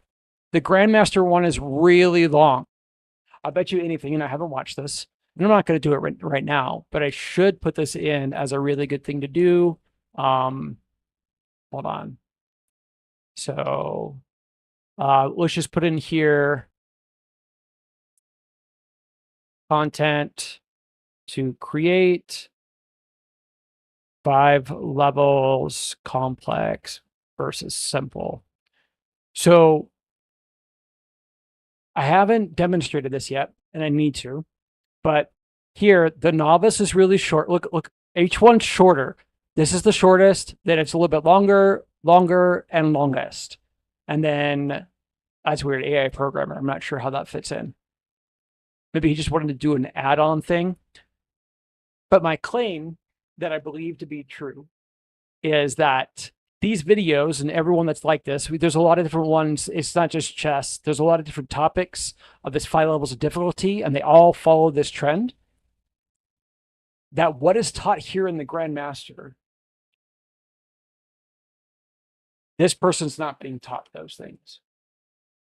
So a much more oversimplified, very basic explanation of the game of chess is being explained to the novice. So the actual specific arguments that are made in the Grandmaster thing, the actual core thesis that a Grandmaster would need to know to play at that level, they're not taught here. But the problem is that people are thinking, I think they're greatly assuming that if this person was explained something, so this guy explained to the novice the multitude of what needs to be explained for chess difficulty. But this is, but I think the title shows this in different ways. But I think this is, so I'm not making this claim necessarily of the people making this content. You might know me as Gotham Chess. Today, I've been challenged. So actually, I'm gonna see with the task of explaining chess in 5 levels of increasing difficulty. Chess is an absolutely fascinating. Okay. So the way that he's phrasing it, that's not what the average person thinks. And that's what because that's the claim I'm making, is that the average person thinks, oh, with that quote from Albert Einstein, or that I don't know even is really attributed to him, is that if you don't know it, if you can't, because quite often what happens inside of like the different Discord conversations I have with people, they want you to explain an incredibly complex topic. So I'm trying to show like how the world is broken, what is happening with us, and they want me to do it in 2 minutes. I cannot fucking do it in 2 minutes. And in fact, you even and them expecting that is insane. It is actually really fucking bad, but that's what they think. And I know that they're doing a double standard there. I know for the thought leader, so I'll do this in Timcast Discord or Destinies, and I know they do not have the same rule for their own leader, for their thought leader. They don't. They'll give way more time to listen to their thought leader. And of course, there's nuance there. You know, you can't just give an incredible amount of time to every single person instead of Discord servers for whatever claims they are. Like, you're just spinning your wheels, wasting time, and all these different things. Of course, I'm not trying to say it's this simple, but there is this incredible, insane level of expectation that you should be able to condense really complex ideas into such a short amount of time, and then the people actually understand what you're saying. Like, even one of my core arguments is that we're talking past one another because our judgment state is misaligned. So I'm even making that argument that you and me, as I'm explaining things, you're interpreting them differently than me as I'm explaining them. And so there's even this thing where you and I need to pause the conversation as you and I have it, because I'm not going to just monologue for 10 minutes, and I don't want to monologue for 10 minutes. But sometimes I do need like 2.5 minutes to get a point out to string a bunch of different things together. I cannot talk about just the contempt bias and the toxic nice bias without talking about the metaphorical Mexican standoff and then the resulting variables of that. Like they're all one thing linked together. It's like trying to explain. It'd be like you trying to explain a person's the gut of a person and only talk about the upper intestine. The smaller intestines. You don't talk about the other two. In fact, you don't even expect it to exist. I can't talk about one without the others. It's fucking impossible. I'm not going to explain that system with just one. And of course, I can. I can just talk about what that one thing is. Like I can just talk about what happens inside of the upper intestines or the lower the lower and upper intestines. I think what are they called? Small? Is it small and big? Small and large? I think that's what they're called. Of course, I can make points just about the small intestine, but when we're trying to understand how the whole system works, for you and me to be on the same page, of course, you and I can just go into just the small intestines for a while, but at some point we need to talk about the other places. And we need to go there too. And it's going to take a while to explain those things. So when I talk about the double standards, the metaphor of Mexican standoff, and the resulting, these behavioral economy resulting things, I just recently thought about them. And I've been trying to figure out what they should call them for the longest time. But it's unclaimed blame. I know somebody just came in. Hold on, let me finish this thought. Unclaimed blame and unaccredited praise. And that just destroys a relationship. Who came in? Who goes there? Oh, they left. Did they leave? Fuck. I have no idea who came in.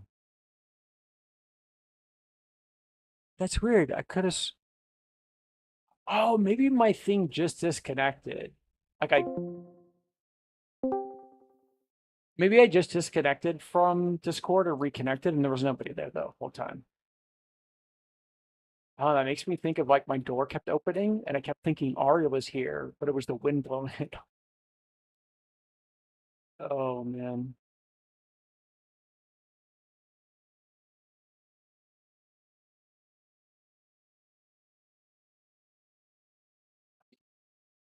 Oh, I want to eat. So hungry. So I think that if what was going to be said here in the Grandmaster thing explained to a novice, I think you can do that. It's just going to take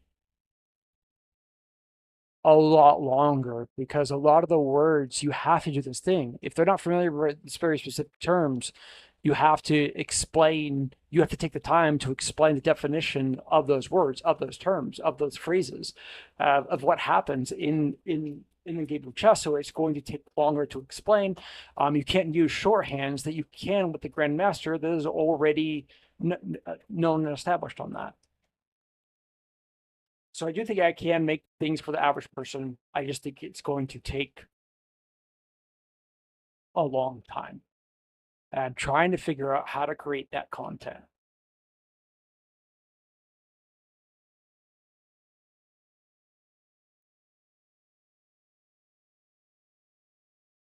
All right, let's upload this video. This feels stressful.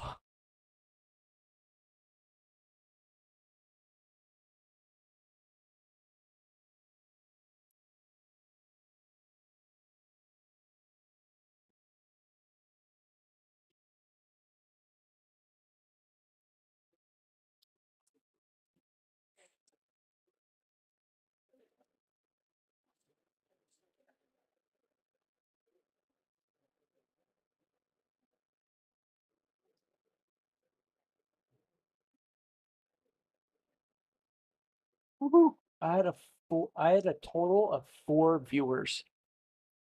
Nice. And look at this. This one got 3 views. This one got 38. Look at how long I've been trying to talk to PF. This is how long ago I tried to make a video for Destiny. That one was 2 hours long. 24 views, 38 views.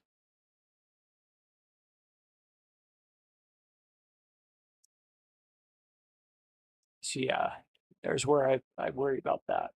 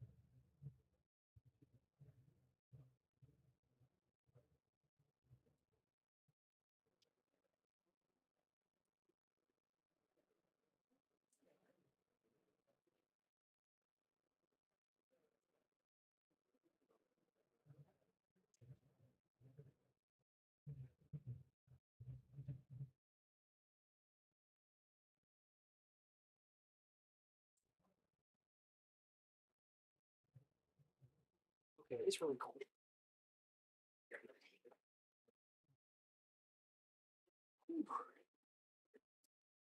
It's definitely wintertime. Sun goes down and it gets cold.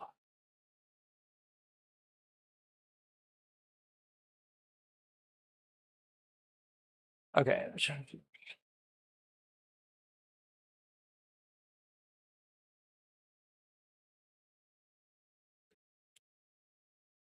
Okay. Then I need to upload the hour one and put the link.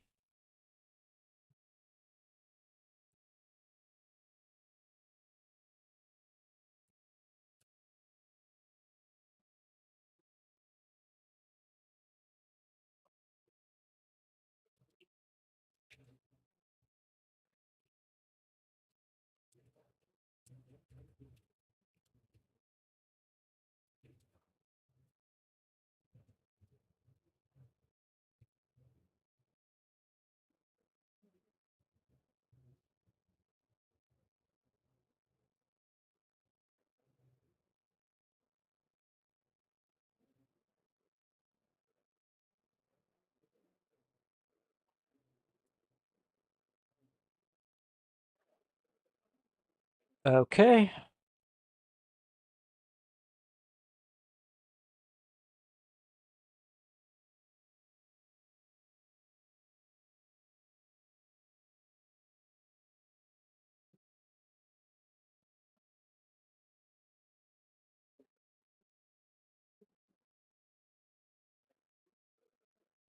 Where do I keep a list of like all of my content links?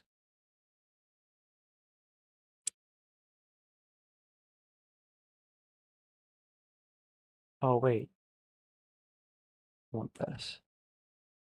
Um,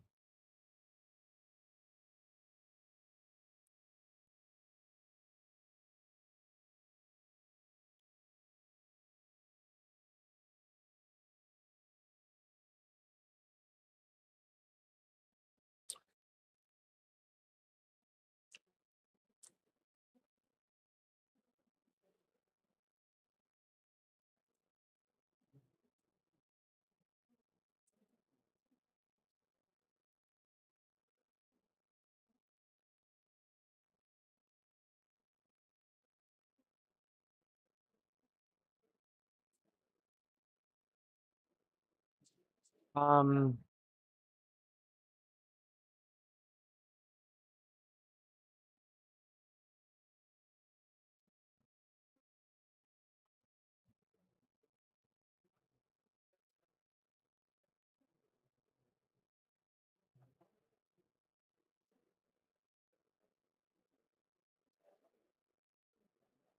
okay, there's that one.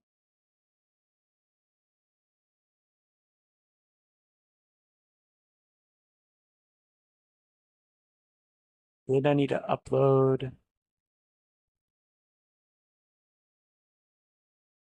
hour and 2.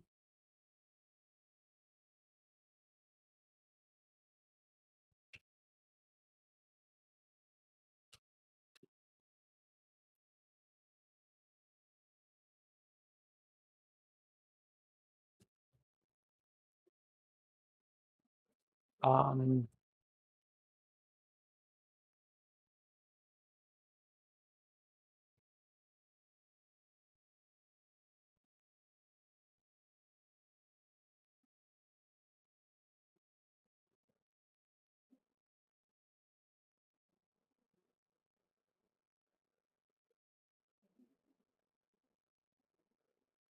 so then I go back here, put this.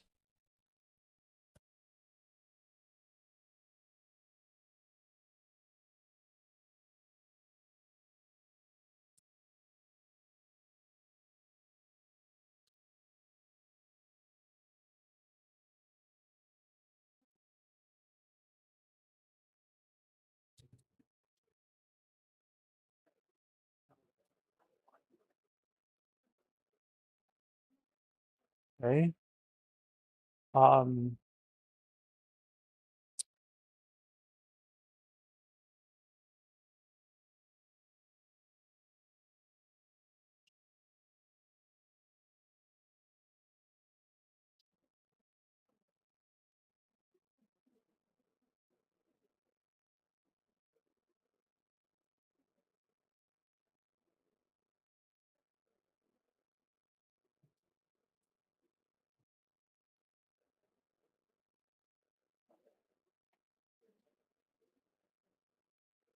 okay, so in this one, I need to edit.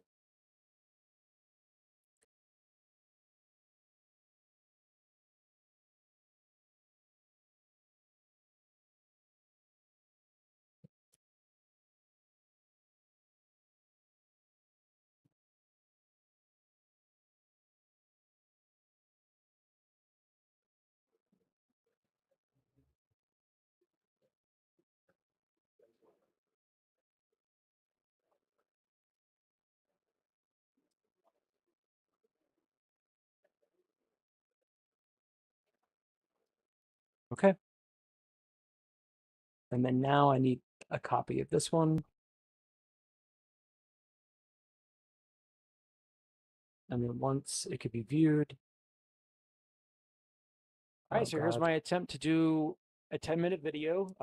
And then I'm going to reference the 1-hour video that I just made that I hope people that want that see that there's something so wrong with our society, so broken with our society,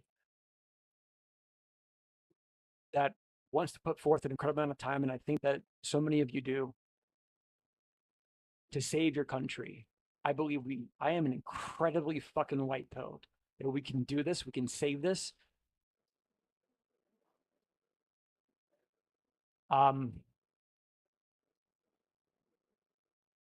So here up at the top, I've got a preamble for like the different videos that we would analyze. Then near the bottom, I have different things we need to be able to take into consideration. And so like right here is a list of some of the more, what the epistemic term would be is argument avoidance rhetorical devices, but just simply put, avoiding the argument. These are, and there's just a whole long list of actions that we're doing. It seems to be every single logical fallacy avoids the other person's argument. Um, every time I say it, make a point, I feel a pull to dive into that point and explain it. When I'm trying to make other points, I'm still trying to show that what's the rest of this document. So how we're unfairly judging each other in the court of public and private opinion, how the source of the double standard, the contempt bias, and toxic nice bias that either grants or removes credibility for us to have a seat at the table where we have these battle of idea social negotiations and who's welcome in your house, who's welcome in the debate space to have a seat at the table, do you think deserves a seat at the table? And that's what this even debate right here between these, they are. It's about whether or not let's see, I think I have the overarching claim. It's whether or not we should cater to the left, far left. We should cater to the, I don't know where I put that, but basically, or not the overall argument is the debate topic is whether or not we should cater to the top left or to the title. And there's just a very long list of things that even go into that. Like if we, so there's 4 boxes of liberty. If we, so like this quote with Charlie Kirk, I'm looking at the time, we got 4:40, so I'm going to hurry up quick. When people stop talking, that's when you get violence. There are warfare escalation principles, ideological and desire conflict. So ideological conflicts, what's right and what's wrong, what's morally right and wrong on a long list of rules, principles, morals, American Constitution amendments, law, just everything that of these constructs that we make. What do people say? Man-made logical constructs, which I don't use that word to belittle it, which I think people do. It's so fucking. Anyways, these are important. They're crucial. Just because made man doesn't mean that they're not really good. There's a lot of good in them. But when people stop talking, when people can't use the battle of ideas to resolve their ideological conflict or the desire conflict, it's what they want to happen. So if you didn't want Trump to pardon all the people on January 6th, you think that is an immoral thing. I'll listen to this tomorrow morning and then do it better. That's what I'll do. I'll leave the hour one as it is, but I'll try and remake the 10-minute one.